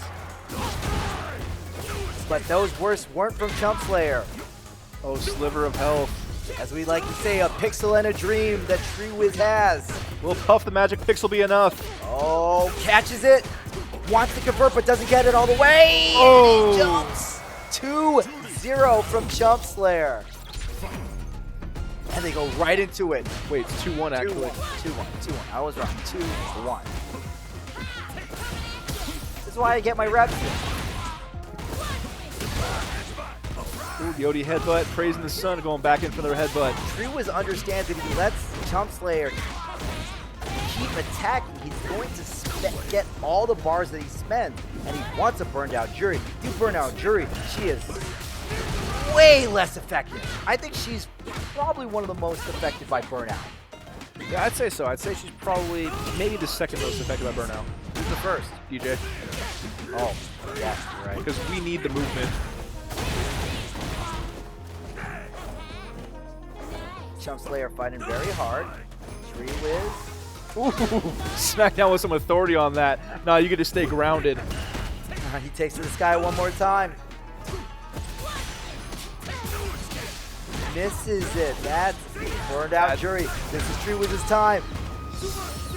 Raising the sun. We're going to get a big combo here now. Yeah, when your opponent's burned out, you do have the privilege of getting the buff. Level 2. This is not going to kill, but will give chumpslayer back his drive gauge. Uh-oh. That's not good. We're going to get a remix. Anything you can do, I can do better, but I knock you out when I do it. Real bad for TreeWiz. He spent level 2 to not win. That's not something you want to see. TreeWiz has made some amazing comebacks, and he's doing it with a full meter. We are at set point for chumpslayer. Ooh, that's not where you want to whip a throw. This could be it. Yeah, I don't think this will not kill, but this is not a situation you want to be playing out of if you're TreeWiz. Yeah, TreeWiz only has one super. He still has some drive gauge left to play with, and chumpslayer has the life lead, a tremendous life lead, and not only that, he's just going to get the regular lead. End it with some emphasis with the perfect KO to move on and send TreeWiz to losers. And he is sitting in winner's How far are we? Wait. Mission Control, was that winner semis? Wait, if that was winner semis, where did Julio go? Uh-oh. Well, I need to check the brackets. Let me check my handy. Oh. Toy. Okay. Alright, sorry. I had an overdramatic reaction. We lost someone. Okay, yeah, I got it. It's going to be Julio versus Spark on the other side. Which is right now. Julio versus Spark. This is a match I am interested to see. Spark's been fighting really well, but Julio hasn't ever fought poorly. That's true. I think this is going to go down to Spark's ability to whiff punish Julio and also call out Julio's reversals. Meanwhile, Julio will need to just keep Marissa on the opposite side of the screen, which is much easier when you're JP. Have we seen Spark beat Julio before? I haven't. I'm trying to remember. Of course, when you do these locals all the time, it's very hard to keep track. Well, when you've seen contests. There was the local where Sparks was either top 1 or top 2. I remember that, but I don't know if he had to fight his way through Julio. I don't remember. The most hated man in Guildhouse versus the most, well, equally hated because he keeps winning Guildhouse. Julio versus Spark, Marissa versus JP, distant versus power. Who will take it? Oh, knocked out of the air with a portal. Marissa's just swinging at air at this point. Julio being a lot more aggressive this time. When against Marissa, you kind of have to be. You can't let Marissa have time to think about what they want to do. Punish counter, but doesn't get the full conversion. Gets the conversion off of that one. Double knee. That's something introduced into the patch. Oh my god! Jesus! That's a lot of damage. Yeah, you gotta say it like the guy in Kung Pao. That's a lot of damage! I can't pull off that voice. That's one not in my repertoire. You know the scene I'm talking about. I know what scene you're talking about. I just can't do the voice right. Excellent call out from Spark to get the anti-air. Julio has been having so many unanswered jump ins throughout this entire tournament, but one thing that doesn't need an answer is the level 2. Oh, yeah. I hate that level 2. It is a prison that forms around you, and good luck getting out of it. I swear it follows you. I almost want to say it follows you when I try to get out of it. Good attack from Julio. However, Spark still has him in the corner.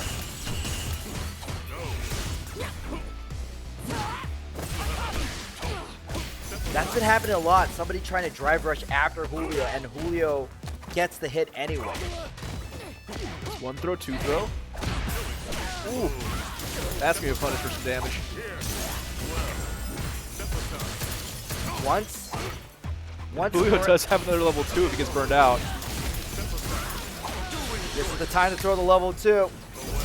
And unfortunately, Sparks' flame has burned out for that match. Julio looking a little shaken there. Did you see that? A rare change of emotion. He normally has the ice killer stare. And normally he's just got that, like, he's usually so dialed in, but it looked like for a second there, he might have been just a little flustered. But I mean, he still took the game, so I mean, we take those anyway. Yeah, you've been hanging around with the guys a lot because that's their phrase. Yeah, I mean, that's mostly who I train with, so. Julio putting Sparks in the corner. This is aggression meeting aggression. JP buttons are. Oh, another OD caught. Sparks just too trigger happy on the offense. I mean, it's hard not to be trigger happy against Julio. You finally get in, you just want to punch the old man, and then amnesia, nope. Go back over there. Yeah, it's that SpongeBob scene, except the old man is teaching you a lesson. Yep. How Also, many times I gotta teach you this lesson, you know, young whippersnappers? also, RX Blue goes, that's a lot of nuts! Thank you. You know what? I'm gonna, if I enter a tournament, I'm gonna enter with Wimp Low logic. Haha! I went 0-2, that makes me the winner! Try my burnout style! I gave you the punish counter. That's my secret technique. Whipped OD show you get to your face style. Oh, we get level 2. And the throw. A throw. Julio Fuentes. He has burnout, but he's put Spark in the corner. Spark knows. Oof, that's a foot. Waiting. Oh, that was the right call, but Julio saw it. Throws the level 1. We are at 2-0. Spark needs to find a way to put his fist in that old man's face. I was about to say, you had it right the first time. What he's currently doing is putting his face in the old man's fist. Yeah, he's doing that, but he wants to make it the other way around. This is looking good for Sparks. Pushing Julio to the corner, but Julio wisely using the parries to avoid being burned out. You get those little cane pokes from distance. Julio just finds a way to sneak in those drive rushes and catch Sparks in the recovery frames.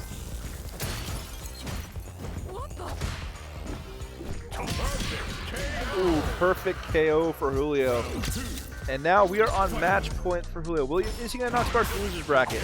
Set point for Julio. Will he sit comfortably? He will be at winner's final. That's right, grand final. Chumpslayer's in grand final, not in winner final, not grand final. Ugh, brain fart. Will be Julio versus Chump again. It's gonna be it. Double perfect. Perfect. Sparks might have won Guildhouse that time, but Julio let him know that he still has the keys. The king is back on his throne, and he is out for blood. He is. We're going to have a classic matchup in winners finals. Julio versus Chump. We've seen this match a lot. Julio usually dominates, but remember, it's his birthday, and we're trying to give him the gift of a Guildhouse elimination. That we are. So let's see if chumpslayer can give it to him. Yeah, yeah, that's it. If Julio loses, we're all going to sing happy birthday. Okay? Works for me. Works for him. But you know what is a big gift to the fighting game community besides Julio's loss? That gift is the Guildhouse Gauntlet. June 29th, 12 p.m. Tekken 8, Guilty Gear, Smash Brothers, Street Fighter 6, Belty Blood, Grand vs. Blue Rising, Under 9 and Birth, co-hosted by Madhouse. It is a one-day regional, and you gotta be there. Please. That was very polite of you. Yes. Some emphasis on the politeness. Politeness. I mean, like, what am I gonna say? Get here, you're a butthead. I mean, there's always a classic: be there or be square. Oh yeah, that's another thing.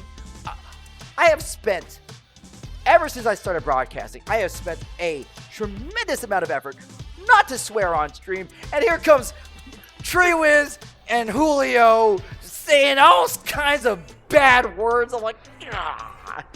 Well, it's even worse for me. It's so hard because I have so many creative things I could say, so many creative curse words. I can curse in several languages, but I try to restrain myself. Yeah, and I don't want to. I want them to keep letting me up here. And they weren't showing restraints that one week. You give him an inch and they take a mile. So, somebody writes in chat, wish there was a channel point predictions. You know who I'd go in on. So we're doing bets now. We're doing bets now in Guildhouse. I mean, Vegas is an Evo, so I guess we're just getting ready. Are you a gambling type? Like, for real? Not usually. I'll occasionally play poker, but that's about as far as I get. I don't trust. My luck on the slots is terrible. I will 100% lose. Blackjack is the game that you have the highest win rate at. The house still has the percentage, but there is actually a blackjack methodology. True. I've always just been better Texas Hold'em. It's usually my safer bet. I'll tell you. You know what the #1 skill in gambling is? Know I'm gonna fold. Yeah, actually. Know when to walk away. Know when to run. You better count your money. When you're sitting at the table. Every time for the counting. When the dealing's done. Why does everyone know the lyrics to that song?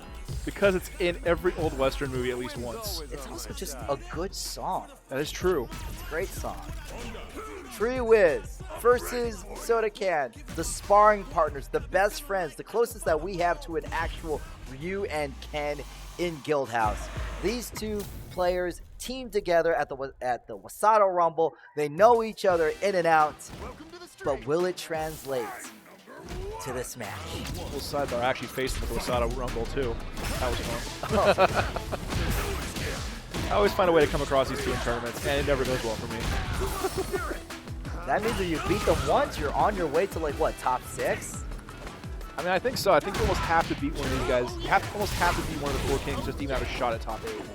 Loses quarters is the match. SodaCan off to an early lead. Oh, and gets flattened for his trouble. Rashid has the wind powers, but Honda has gravity. And will gravity be enough to break Rashid's wind? In this case, yes. Oh, my diaphragm. You ever get hit in the gut? It's horrible. It's horrible. Oh yeah, the wind gets knocked out, and you can't even say anything. All you do is that. Yo, body shots in boxing underrated. Oh, entirely. You don't understand how much it hurts to get in the same spot 18 freaking times in the course of one match. Tree Wiz whipping the throw, but comes out scot clean. Dude, so many butt slams. SodaCan better find a way to answer those, or else he's going to be seeing Honda's backside a lot more. Oh, the cheeky air moves. That was a little sneaky right there, SodaCan. Oh. I love that. He used the buttons for the frame kill, gets Tree Wiz to hit a drive reversal, and then gets the punish counter. So hard to keep track of Rashid when he gets going like that because it's just, he's here, he's there, he's over there. Oh, he's over there. Now, he's in the ring of fire. Oh, this is a dead Rashid. It's also at least a couple cracked ribs. Will he wipe his nose? Will he wipe his nose? There it is. There we go. We got it. We got it. We got it. Clip that. Clip that. Clip that.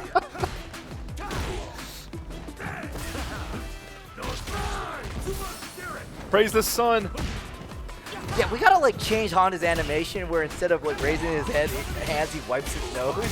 Sumo Spirit! Someone get us that mod. Tree Wiz Spirit! Good parry from SodaCan. But gets thrown for his trouble. Double dip teriyaki stick from Tree Wiz. One more hit. Kicks SodaCan. He sweeps the leg. He's showing no mercy. Cobra Kai style. Honda would not be a Cobra Kai. Johnny Lawrence would make fun of his weight or something. I dare you to make fun of Honda's weight. That man is No, muscle. I'm saying Johnny Lawrence is stupid enough to make fun of Honda's weight. And that is true. He probably is stupid enough. Have you watched Cobra Kai? I have not had a chance to watch the series. I don't have a It's legit amazing. Legit. Season 1 pretty good. It really takes off. Speaking of taking off, Honda's taken off and not in the right way. With the level 2, similar to the season that Cobra Kai gets really good in. I always find a way to link it back to the action. And the action is all Tree Whiz, but a spin mixer puts him Ooh, that's overhead. to death. Will Tree Whiz get the second game off of his friend?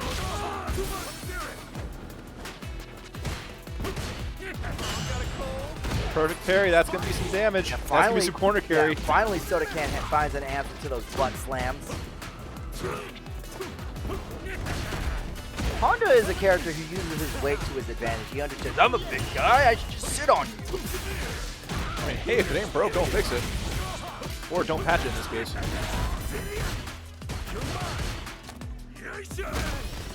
Throws SodaCan into the corner. This is looking real good for Tree Whiz right now, but the side switch. SodaCan's been getting him a lot. I like this decision. Oh, there's a knockup. He's taking off again. And we're not talking about Team Rocket here.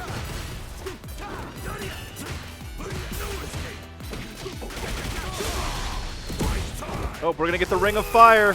This is not a critical art, so no Honda. I don't think we're going to have a dead Rashid, but he's going to be wishing he's dead, especially at Burnout. Oh, the Sumo Spirit, I think he has that chamber. Well, I was going to say something, but we're definitely close. One more hit from either party. SodaCan needs to weather the storm himself. Oh! Tree Whiz is burnt out. Tree Whiz is burnt out. SodaCan is recovered. This is SodaCan's time. One more. The unfortunate burnout. Tree Whiz a little too eager for that one. SodaCan asking, do I need you to win 2 or 3? Will it be 1 lump or 2?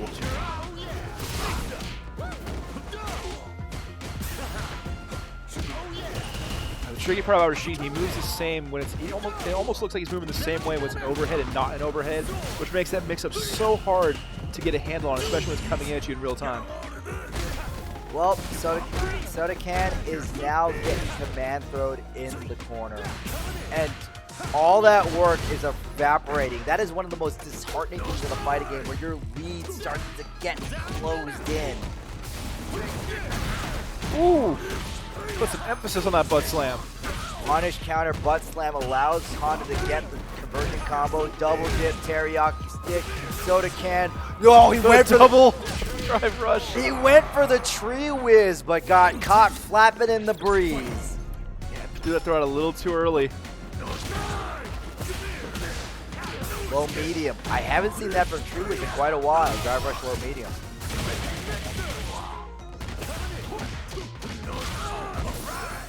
And praise the sun. He gets over the wind. And throws him again. Yeah, he faked him out, thinking that he was going to do the jumping fierce punch. Wild butt slam. Another butt slam. This butt slam is paying dividends. This butt slam is breaking Rashid's wind. Honda's butt is a force to be reckoned with. Oh, especially after burrito night.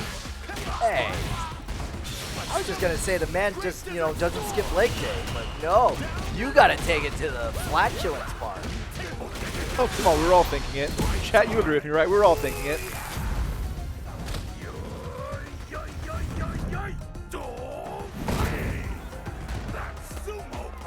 Well, she definitely got a case of rug burn from that one. That double jump, SodaCan's been using it a lot, and it's been pretty okay for him. He's been able to get out of the corner a number of times.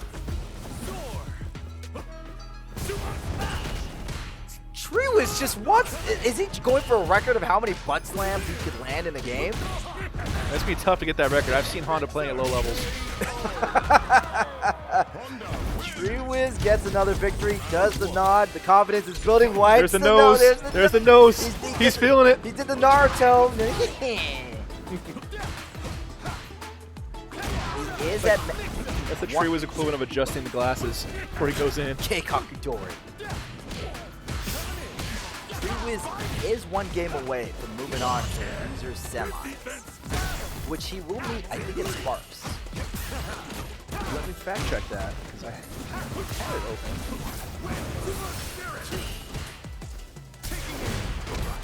Have a Slack Tree Wiz and SodaCan. Match point. Oh, he will actually play the winner of Spark and Waterboy. Okay, Spark versus Water. SodaCan doing a very good job of holding his own against Tree Wiz. It usually gets to a point where Tree Wiz gets an advantage so far that SodaCan kind of crumbles. But SodaCan has been, doing a great job of holding his own.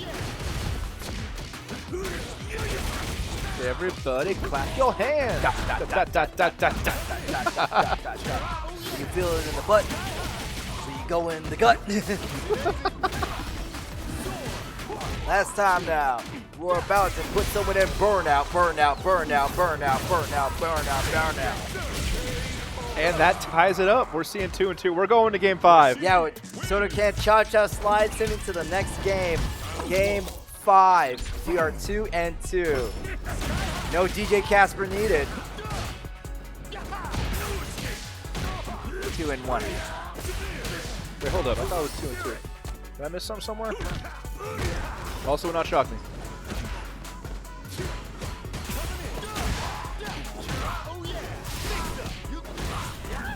I guess it's 2-1. Okay, SodaCan needs to win one more.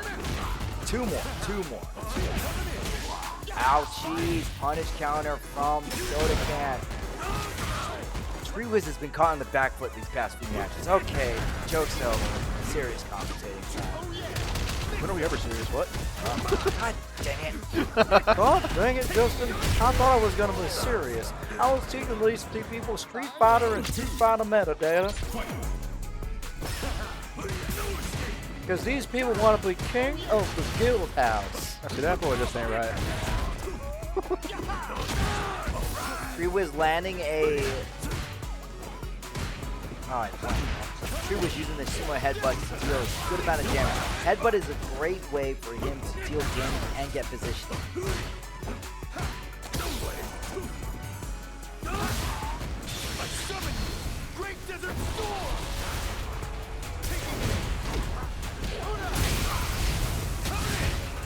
Pretty good damage on Tree Wiz, but SodaCan has not given up the corner. We have the correction. It is 2-2. Oh, perfect. Okay. I knew I was crazy, but I wasn't crazy about this. I know I can still count. That means SodaCan is on set points. We'll move on to semis. Will he eliminate Tree Wiz? I like that decision. Tree Wiz usually hits buttons after that. Oh, dear. That's going to do it. It's going to do it. That's going to do it. SodaCan is moving on. Tree Wiz is blasting off again. Unfortunately, just did not find an answer to Rashid, but amazing play from SodaCan. He's been leveling up, as I say. Oh, for sure. And of course, I'm a little biased because he beat me. I kind of want him to keep going because the further he goes, the better I look for losing to him. You know, the transitive property and all that. Yeah, you always want the person who eliminates you to do well because it goes like, hey, I lost to the guy who won. You don't want to be the person who the guy who beat me lost at losers round 3. Then you just feel like a loser yourself. Oh, the problem is my luck's been terrible is because I keep losing to the guys that get top 4. Both my losses go to the guy that's top 4. That means you just need to beat a top 4 guy. I mean, yeah, to move a mountain, you just got to move one rock at a time, too. Yeah. Hey, I know I've been talking about Guildhouse gone through a lot, but let's go ahead and talk about our sponsor for Guildhouse. One of the people that helps keeps the lights on, and that is Red Bull.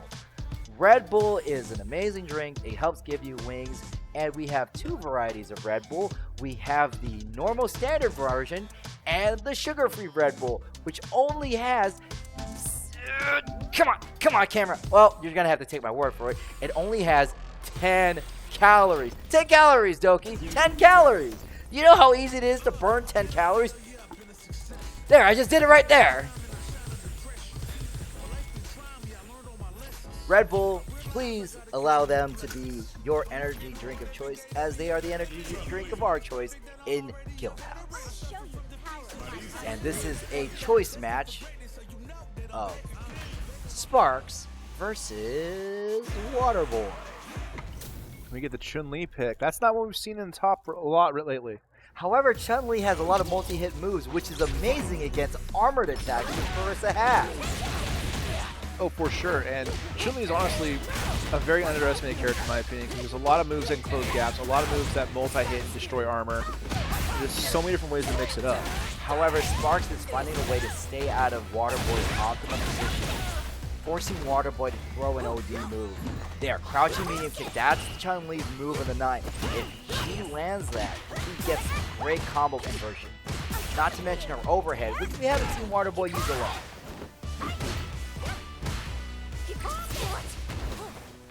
Chun-Li's fireball, not the best fireball in the game, but it's one more fireball that Marissa has. Oh, that's a dead Chun. Yep. This is fist versus legs. That parry timing more off at just the wrong time. Whips the throw and takes another one. Side switch from Chun. Finally lands the overhead from Waterboy.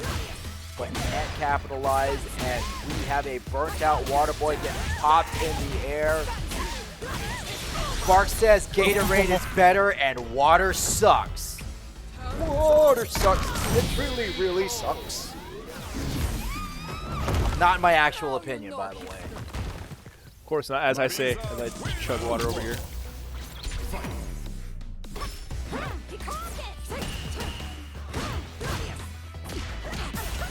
I think I know the answer to this situation, Doki, but when you're on the back foot, are you the type of player that likes to get mad, to get more intense, or are you the person that cools your mind? Something in between. I start playing music. You gotta get that music. I'm a DJ man. You gotta feel the rhythm. So you're that type. So the Waterboy method of channeling the anger is not your style.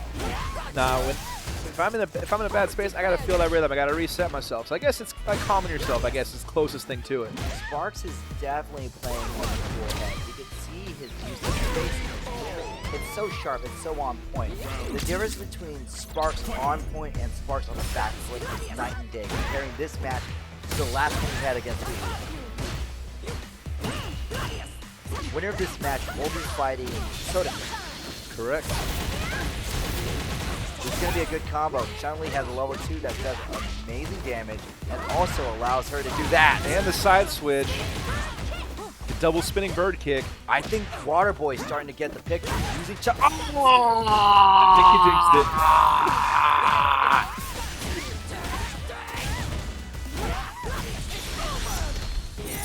jinxed it. As Marissa said, it's over. Yeah, he had the picture, but unfortunately it was an Etch-a-Sketch and Marissa shook it.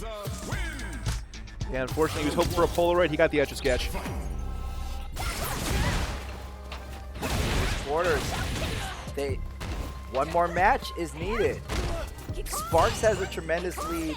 Waterboy using Chun-Li's mobility was a great call, but Marissa, you just can't make a lot of mistakes. Yeah. Oh, ow. Once again, Waterboy is burned out, and this has been the growing trend of being burned out very early in the match and getting punished for it. When Sparks likes to burn you out, make you hit a button out of panic, and then punish you.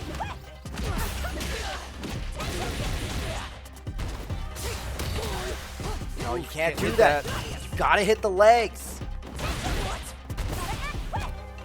Waterboy's been doing a good job of stopping Sparks from jumping in, but Sparks gonna slam. Oh, this is gonna hurt. He drops the combo. A little bit of hope for Waterboy. Waterboy burned out again. Oh no! This is the second time we've seen the level 3. That's a big ouch. Oh, whips it. Waterboy puts it all on the line and gets the kill. Good job, Waterboy. Turned it around. Down, saved it in the clutch moment. That shows you the type of player Waterboy. Oh, there was a punish counter right there. Waterboy showing some life. There is something going on in that water. It's not being evaporated under pressure. It's starting to boil, and that water is boiling over on Marissa, and it's gonna burn her. It's starting to look like that water has the special stuff from Space Jam in it. Mike's secret stuff. Waterboy is burnt out. Wisely. This is good. Good job, Waterboy. Backed out. Oof. That's going to hurt. Gonna get punished for having the audacity to use that level 1. He's still going to be alive. A side switch from Waterboy is what he needs. Back away, Waterboy. Watch out for anything. Oh, Waterboy had it. I knew it sounded like I was pulling for him, and he was. There was this brief hope. It was beautiful. It was like seeing a candle in a wind, but Marissa snuffed it out. Snuffed it out with impunity. Just stomped the fire out of that one. What do you think it's gonna take to beat Sparks right now? You imagine you play Rashid. I know it's really tough for you, but imagine what would you need to do? I'm gonna go with hit her really hard. Ooh, hit her really hard for 500, Alex. I'm going with the Goku method. Just gonna hit him really hard. I'm gonna go with the Goku method. Actually, no, it would be Family Feud. Let's see, hit her really hard. God damn it, Kakarot. Sir. Classic matchup, winner's final. Julio versus chumpslayer. Julio looking a little shaken right now. He left the shades down. Not feeling like Johnny Cage today. Not feeling like Johnny Cage. He doesn't. He's feeling like Maybe Julio. he's gonna be Johnny Uncaged. I hate you. Johnny Uncaged Aggression. Let's go. Or is it Johnny Rage? I like mine better. Yeah, I like yours better too. Okay, who is the first one who's gonna drive rush? Jury. Will it be Jury? Oh, dang. Oh, I lost that one. Dang it! So close. Dang it! Oh, my money. This is why I don't gamble.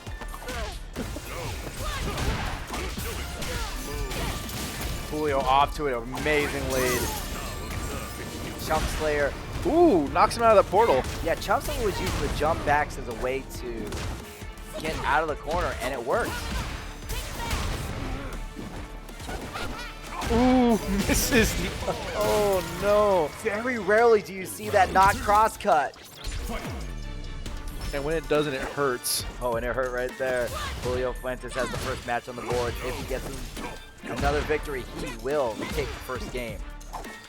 Those dang low kicks, like chopping down a tree. You gotta chop it down at the base.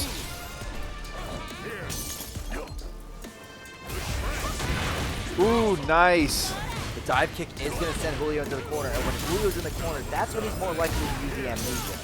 But you got to get him corner. That will do. Remember, JP's fireballs can be negated with a drive rush if he's fast enough, and Jury's is definitely fast enough. Use level 2 isn't getting much out of it though. Julio's been stumping Chumpslayer's drive rush tremendously with the crouching medium kick. Gonna put some emphasis on this victory. Care to hear how this ends? And it ends in ruins for Jury. Julio playing that pretty cool. Keeping a cool head, and he's got the first game on the board. Chumpslayer is starting to second guess his ability to drive rush, because every time he throws a drive rush, it's getting checked. And especially as someone that uses drive rush a lot, there's nothing worse than having that drive rush checked every time you try to rush in. Because not only are you taking the damage, but you're losing gauge too. It's not only that, it's the mental stack too, because your primary tool just is not working and you're getting murdered for it. When your drive rush is checked, it is counter damage. Oof, not a good time to jump there. That is not a good time to jump backwards. Will Julio spin the cane? No. Ooh. Chumpslayer doesn't have like a Goomba. Yeah, he doesn't have a lot of tools, but he has the level 1. He spends it out of desperation. It's going to do a good job of knocking Julio away, but distance is the last thing he wants on the menu. I like that decision, but crouching fierce is too strong of an anti-air from JP. It did get nerfed, but it still has its place, and it's still definitely a solid anti-air, Hey, especially against that kind of I made a similar point that last time.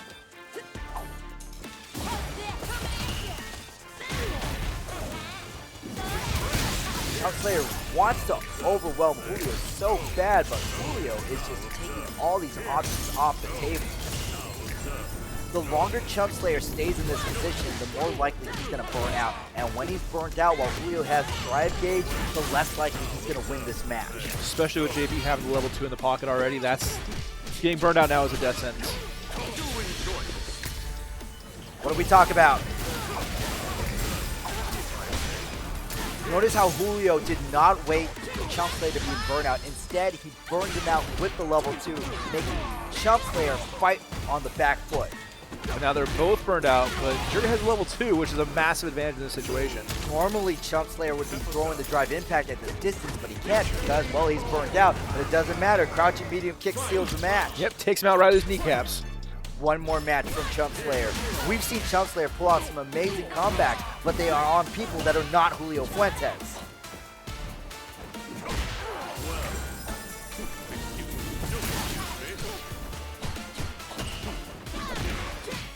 Catches Julio on the jump, and finally the nerves of the Crouching Fierce are catching up to him. Oh, gets the fireball. That might do it for this match. This is gonna so do it. Level 1 is gonna cinch the deal. Come on! Boom! Level 1 Chumpslayer 1-1. But remember, you have to win 3 in order to be the one in grand finals. This is starting to look like when he fought Tree Wiz. Chumpslayer is being a lot more methodical with his jump in, and he's willing to go all the way to the punish for that portal. Punish for the throw attempt. Oh, there's the OD amnesia. Coming at it again. Julio waited 2 games before he did OD. Oh, That was a almost. call, but one hit too many. Stops the drive impact.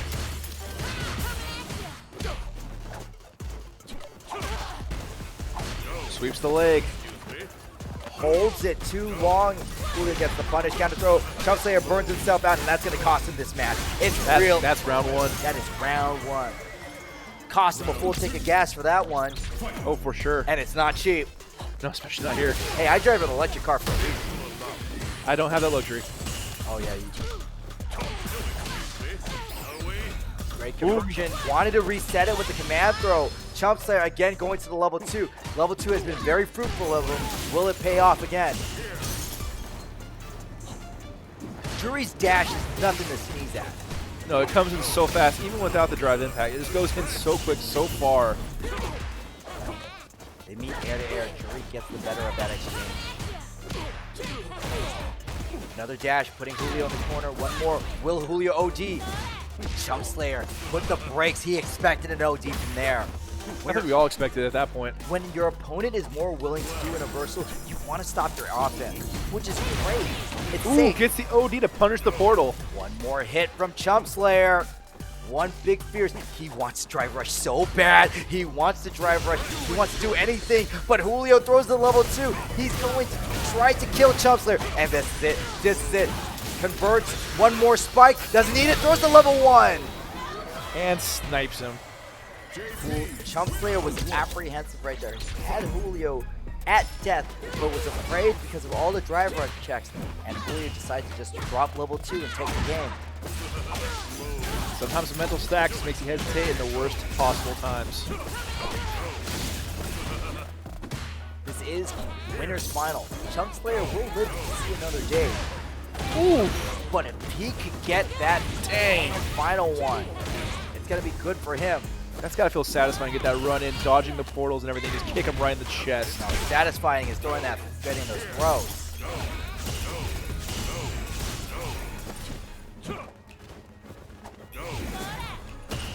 Chumpslayer is using those bow fires effectively to cover his entrance. That's gonna be some damage. Boom. It is, but he's also going to get the knockdown and another drive reversal from Julio. Yep, he gets that golf swing out and knocks him away to get some space. 4. But space is not needed right now. Nope, Jury doesn't need 4, she just needs 3 hits to finish that one off. 3 dashes from chumpslayer. He is trying his dangest to put Julio in the corner. Text the throw. Ooh. Big fireball caused chumpslayer to hold the parry and allowed him to get thrown. And the portal parry. Panic super. Oh my! How the heck? I didn't think that would dodge. I thought he was still in range. Oh, that is unfortunate. That is not how you want to get countered. Julio showing us why he is able to stay the winner so long. He pulls off some wild tricks as well.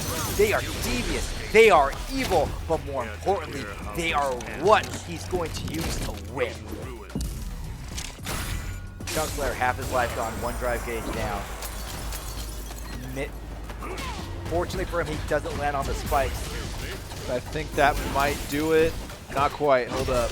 Perfect There it is. KO. And Julio moving on to win to grand finals on the winner's side. I feel like I felt the atmosphere completely change on that missed super at the end. The second that Julio dodged it, you just felt like the whole air deflate out of chumpslayer's sails.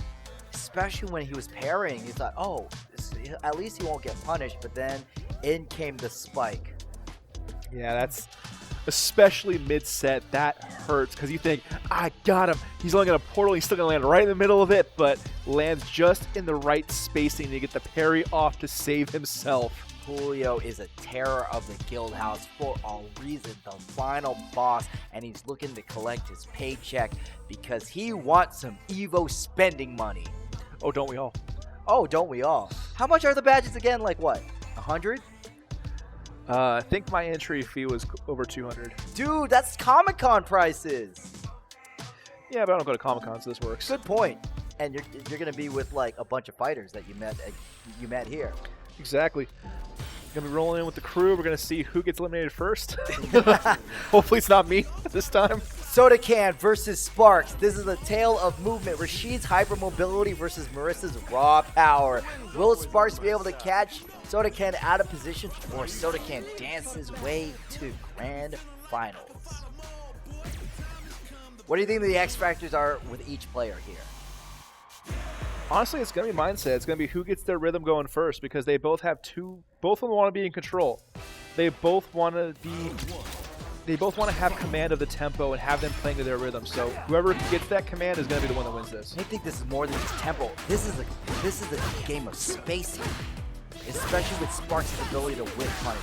Meanwhile, SodaCan wants to have the meter advantage so he can keep dropping the level 2s.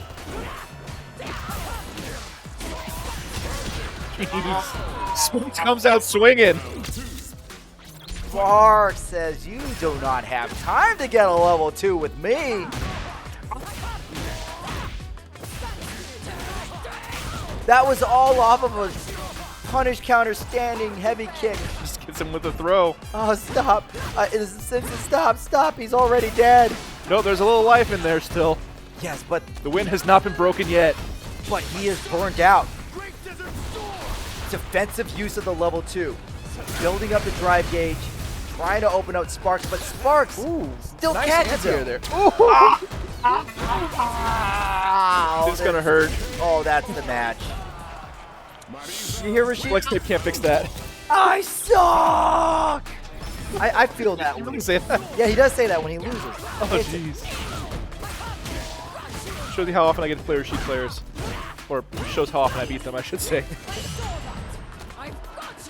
Hey, remember we were talking about rhythm? This is the time where Sparks establishes rhythm, but his rhythm was too consistent, allowing SodaCan to pick up the perfect parry.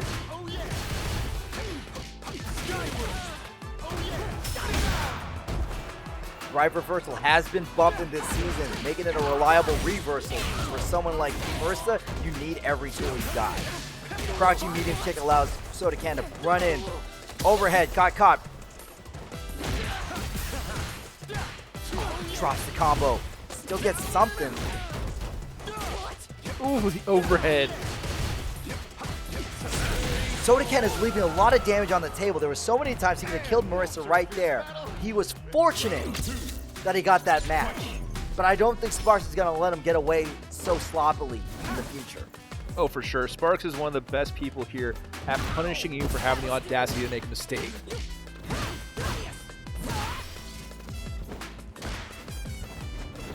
Good answer here there.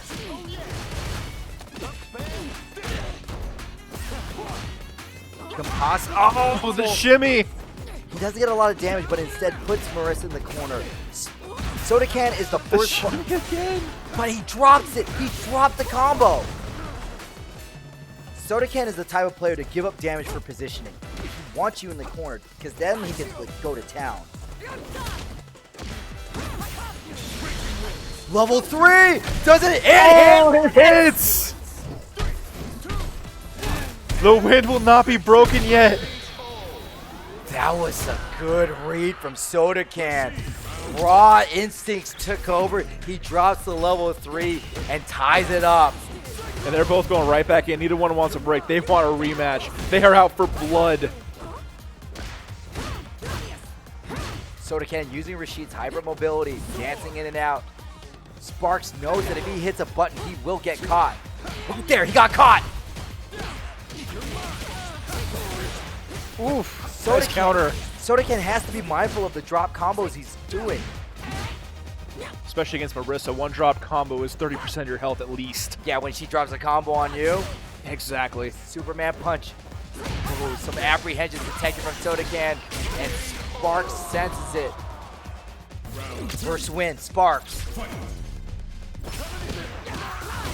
Ooh, stops him dead in his tracks with a standing medium. Ran straight to a fist on that one. Spin mixer, will he get the side switch? Campasso interrupts Sparks, gets the counter hit jab. Oh, the fake pressure was stopped. Burned out Marissa. This is not what you want to do. But oh. Yeah, because now SodaCan can throw the drive impact and not worry about you. Not to mention the level 2, the Great Desert Storm. Chip damage is on the menu. Burnout. And Marissa's taken for a ride. Da da da da da da da da da. Oh, finally gets some breathing room. SodaCan a little too egregious with his offense. And you can see normally SodaCan would run in, throw a fireball, but he respects Sparks' ability to just punish him. He wants to jump in. Catches her low. Ooh. Oh my God, this is Street Fighter! This is Street Fighter! This is what you love to see. You love to see fights like this. Again, SodaCan got caught. Sparks didn't believe in the punish. Jumps in, a rare careless jumping by Sparks. But was it careless or was it conditioning? Oof. Sparks wanted to throw the Gladius. SodaCan catches him with the OD mixer, but that jumping is going to cost him a lot of health. That might be a level 3. Oh, it is a level 3. Good call, Justin. You've seen this situation a lot. Yeah, I've been on the other end of it. Oh yeah, that's you. That's you on the battle. Go good. Oh good. Don't hit me. SodaCan close to burnout. Stuck in the corner. And that's Sparks' match. Sparks looking real smug. He sees himself on camera. Yeah, hey guys, that's me. That's the second time that SodaCan interrupted Sparks' Gladius with a spin mixer.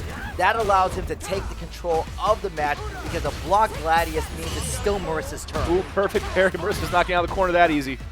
No, Sparks' rhythm is being taken advantage of. As you guys say, I love Rashid's overhead with the flying elbow. It's so clean. Oh, like just like that. You mean, as in, you wish you could do that move in real life? Pretty much. That's just, it's so beautiful. It just throws everyone off. You never expect it coming, and then when it hits, it hurts so much. Well, hey, but this is gonna hit so much too for Sparks. Marissa is safe on that jump. That is a safe jump setup. Sparks is very mindful. He comes out of careless normal like that. It's gonna get caught. SodaCan too. The whip. Ooh, whips the throw. Whip punish for whip punish. Woo. SodaCan jumps. Filling each other out. Ooh. Gets caught again. You can't dance here like that. No, you can't dance. You're going to be if Sparks wins this match, SodaCan's got his dance card revoked, and he's going to be a wallflower for the rest of this tournament. And there are no perks to being a wallflower. No. SodaCan understands this. He's of the mindset that if I'm going to go down, I'm going to use everything I got. At that point, you just got to take the throw. Oh! Too many hits on that move. Drops the combo again. You better be careful. That might do it. This is Rashid kick. No Rashid kick. No Rashid kick. He's still alive, but SodaCan has so much health. So much. Rashid kick! We got the kick. Taking no chances to let Marissa get back into this one. Yeah, Marissa threw the Superman punch, but Rashid threw the Rashid kick. And we are tied 2-2. SodaCan's feeling it. He's got a smile on his face. He knows he did good that game, and now he knows he's back in this. The spin mixer, when... Yeah, notice how SodaCan will drive rush after an OD spin mixer to get Okazemi and take up space. SodaCan better be careful with his drive gauge usage. Because Sparks wants to bully in. Ah, there's the kick. Counter hit too.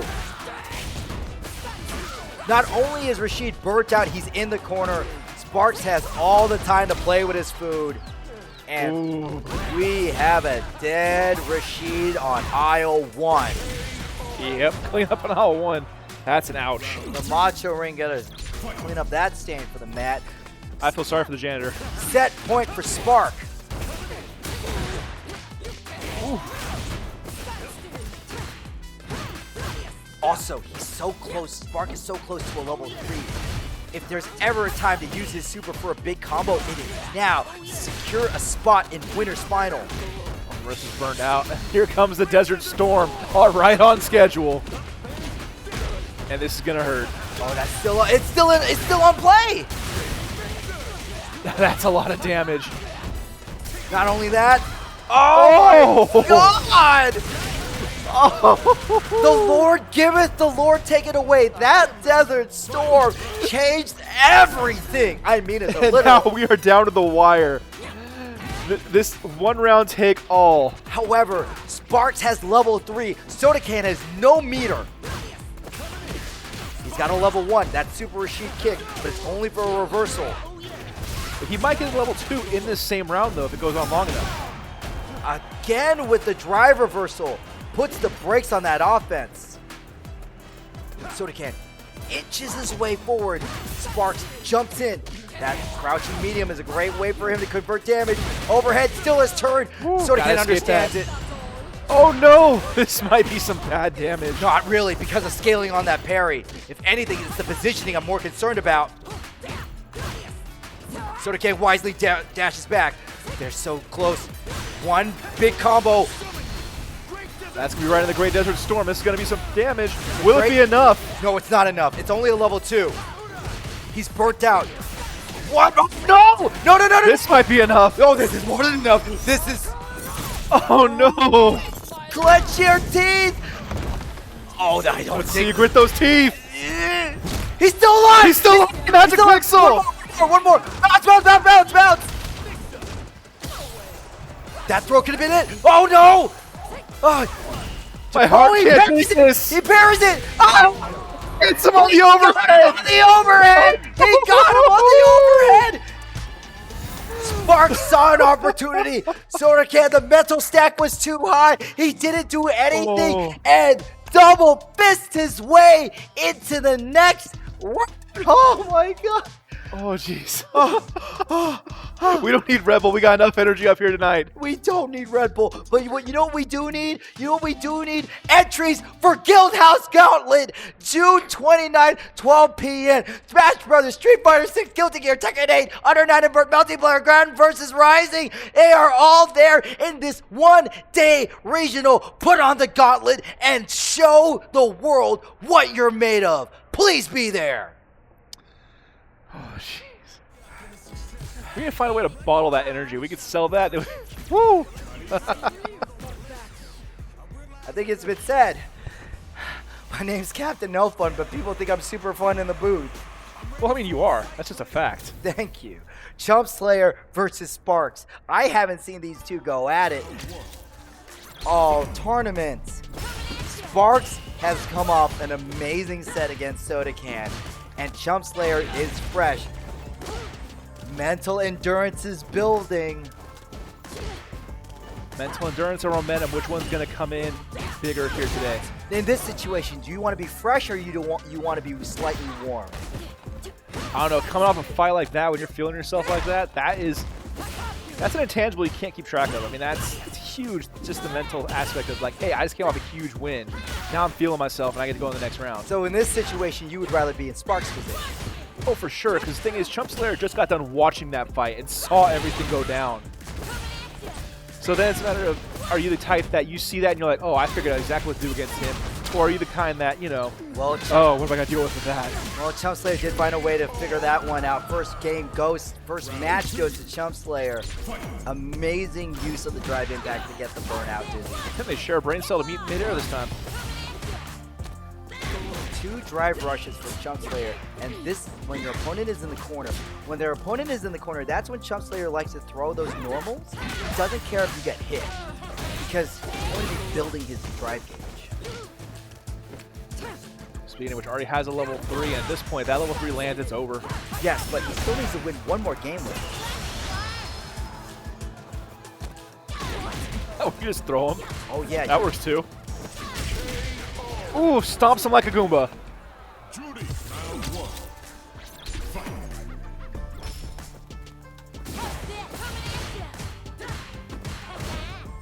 I've got you. Ooh, gets the throw.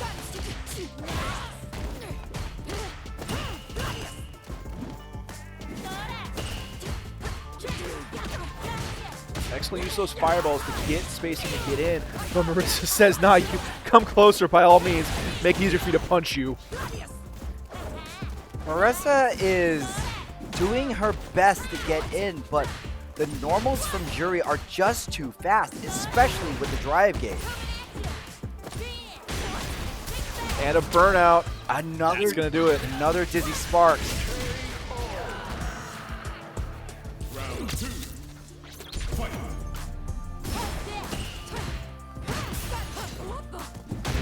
Ooh!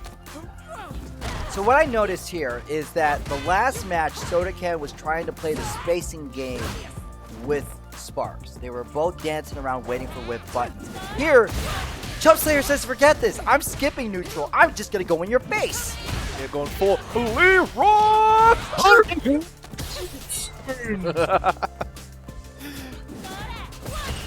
don't even want to think about how old that joke is now. I'm going to age myself. I feel like I felt like hip hop. But in this case, Jury's normals are much faster than Marissa. Oh, he knew the distance. Sparks isn't afraid to throw that stand heavy forward, but gets caught for his troubles. That's 2-0, and Sparks is understanding that he needs to be a lot more aggressive in this match.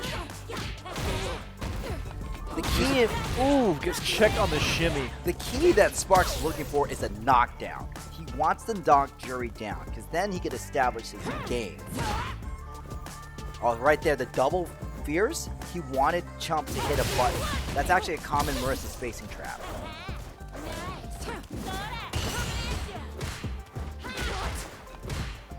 Very little to answer for that head stop. I feel like Sparks is slowing down on this one. He's trying to figure out where to get his rhythm back. Definitely not playing nearly as aggressive as he did coming in. Indeed. And now Chumpslayer. Chumpslayer actually put the brakes down. And it's Sparks getting rhythm punched, which is something that you don't see too often. Ooh. Remember I said that knockdown? Well, we got it. Sparks getting that aggression back. Ooh, drive reversal takes the rhythm back to Chumpslayer.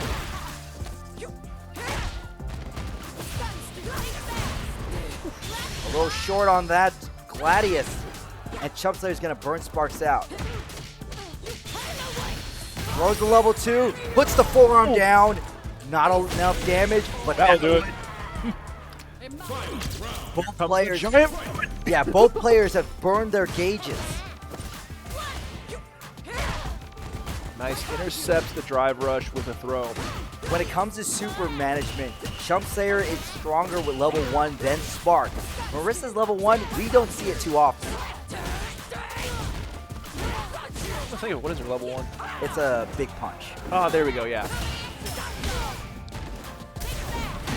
Oh! Yes, I'm punishing.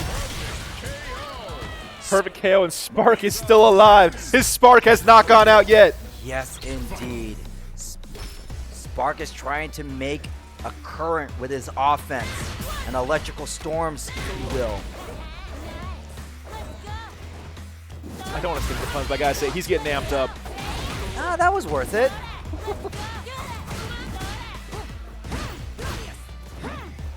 Now it's Chumpslayer who slowed things down a bit. I think he's starting to understand that Sparks is getting a good idea of the positioning and the timing. Oh. Oof. Gets caught in the air. Classic anti-air problem. Gets caught in the jury pinwheel and gets caught in the jury blender with that one. More importantly, it sends it to the corner. That launch into the corner is so good for positioning. Chumpslayer doesn't care if he's going to burn himself out. He's got the health advantage. Go in. Ooh, and they trade, but that's a trade in Chumpslayer's favor. Yeah, I don't know why Sparks was hitting buttons with he had such little life. Gets caught with the standing heavy kick. Well, heavy punch, which is a kick. Shimmies the throw. And it looks like Chumpslayer wants to put an end to this Cinderella story. This is match point. Will he go ahead and fight Julio Fuentes in the finals? It's looking real good for Chumpslayer. Sparks has one real chance to get out. Marissa can turn things around real fast, but this is Chumpslayer. He's not gonna let the caboose take control of the lead train.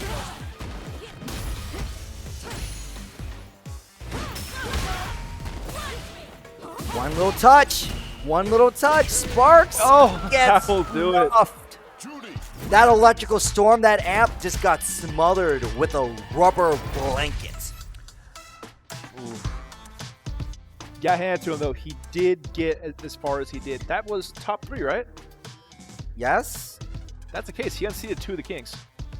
Well, yeah, he unseated Tree and SodaCan. That's still good to me. Hey, something like you would like break a pinky to kill one king. Sure, I would have to. And no, wait, actually we can't. That's my drive rush button. Oh, My he finger. didn't say how to break mine. Oh.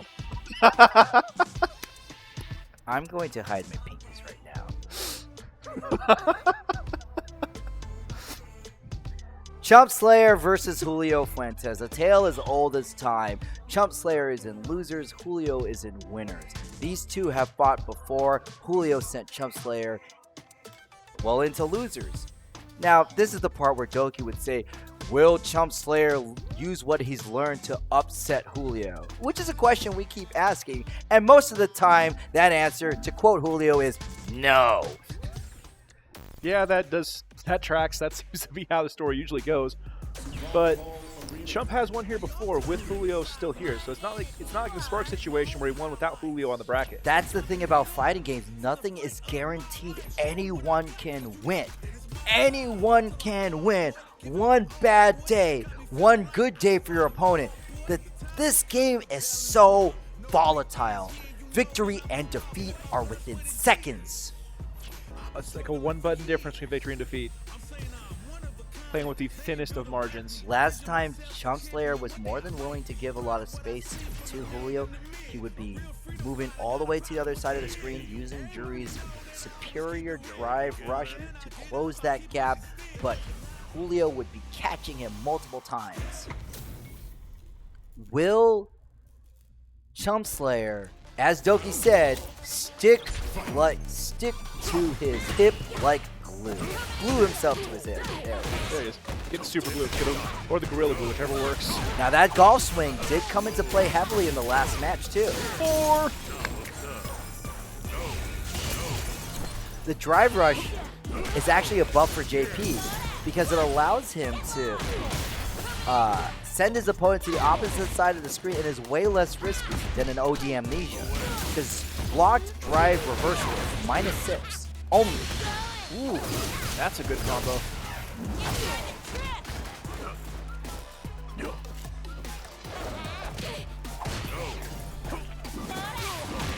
Gets caught again with the sweep, and this is a dead Julio. First match. You gotta win fast. You don't want Julio to adapt. No, the longer you let Julio cook, the worse he's gonna download you. I think you got your metaphors mixed up. Hey, it still works. Chat still understands me. All right. The longer that you let Julio cook, the more time he has to bake you a humble pie. That too. Julio stuck in the corner, burnt out. This is looking all chumpslayer right now. But Julio has level 3, and he has level 2. And he's out of the corner. And that's gonna be level 3. Julio recovers. This is going to put their lives about even, but the drive gauge disparity is Julio right now. This match was looking chumpslayer, but Julio with the level 3 turns it around, drops the spike. That's gonna tie him up 1 round apiece. But chumpslayer does have the level 1 super available. But close to level 2 is more important to me.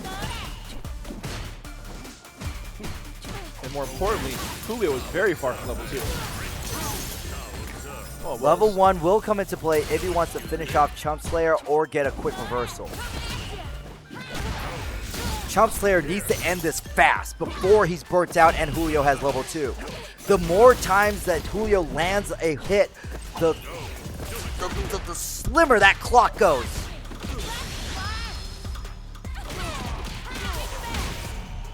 Pushes Julio all the way to the corner. Level 1, that takes level 2 off the table. Level 2 is off the table, but it doesn't matter. chumpslayer takes the first loss. And Julio looking real cool right now. Yep, he's settled in. He's ready for this. He wants to collect his paycheck. Yeah, Julio does not want to work too hard, as he calls it. chumpslayer has to be careful. Crouching heavy kick is extremely minus. That was a time to whip punish. But when you're thinking of so many things at once, these openings just slip by you. But that opening did not slip by Julio. Julio at round 2. Julio, again, he goes for that move. That cane has tripped so many people up.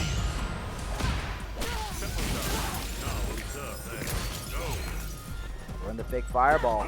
Wanting chumpslayer to again trips him with the cane. Sweep the leg. No mercy. You think we're going to get a hat trick with that cane sweep Most likely. in the same match? I don't know if Julio is the type of person to use the same move 3 times in a row in the same match. I don't know if it's working. Why stop? Because this is Julio. He understands chumpslayer is going to adapt, and he could probably find something more optimal, just like this combo. Level 3. chumpslayer is in bad time. Julio has a 2-game lead. He goes right in, and he makes some momentum. That means chumpslayer has to win 3 before Julio can win another 1. And then would still have to win 3 more on top of that. That is a tall order. Yeah, this is a typical Julio Grand Final where he will just stomp on the opponent. Chump's just having so much trouble getting in. Oh, that was the moment with the whip throw. That was the time to punish. But the spike covered him. The spike forced Jury to block, allowing Julio to recover before a whip punish could happen.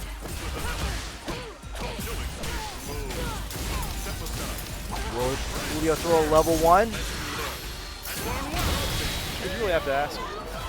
Well, he might have wanted to save it for the next match. I don't think he would have killed without it, though. Tournament point, Julio Fuentes. Ooh, overhead. Yeah, chumpslayer understands, like, I gotta get space. The golf swing fails. No cane trip this time. chumpslayer getting some good damage off of that. Goes the fireball. Ooh. Dead Julio. Dead Julio on a dirty perfect. No perfect for you. Chump Slayer, you got to win one more match. Let's take it one more. Come on. Ooh, should have gone for the grab on the first one. Julio being a lot more cautious with his moves. Chump Slayer wanted. There's the whip punish from Chump Slayer. Level 3? No level 3. Julio has level 2. Calls it out! Oh, he gets the call out. He understood. Julio hitting too many buttons, gets put in the corner, and it's burnt out. Chump Slayer, go, go, go, go, go, go, go, go, go! Chump Slayer is not done yet. He takes the game. He says, I'm still alive. You ain't getting ready to that easily. 2-1.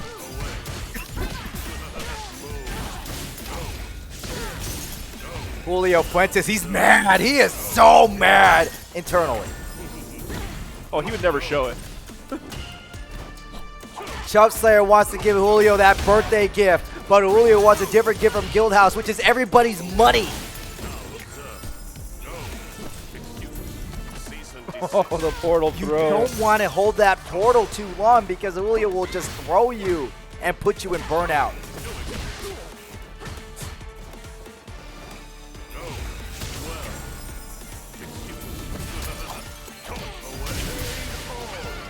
Tournament point, Julio Fuentes. We're back at this one. This is checkmate. No, check. Check, not checkmate. Chump Slayer, not exactly as aggressive we thought he would be. Another punish counter throw. One sliver of life. Oh, Burnt out. Oh, there's a level 2 in JP's pocket. This is not where you want to be. spikes her up. Oh boy. I think that's going to be the end of the Cinderella story. Guys, we all know how this ends. Guys, gals, and non-binary pals, your winner of Guildhouse 131 and a birthday gift for him, the one, the only, Julio Fuentes.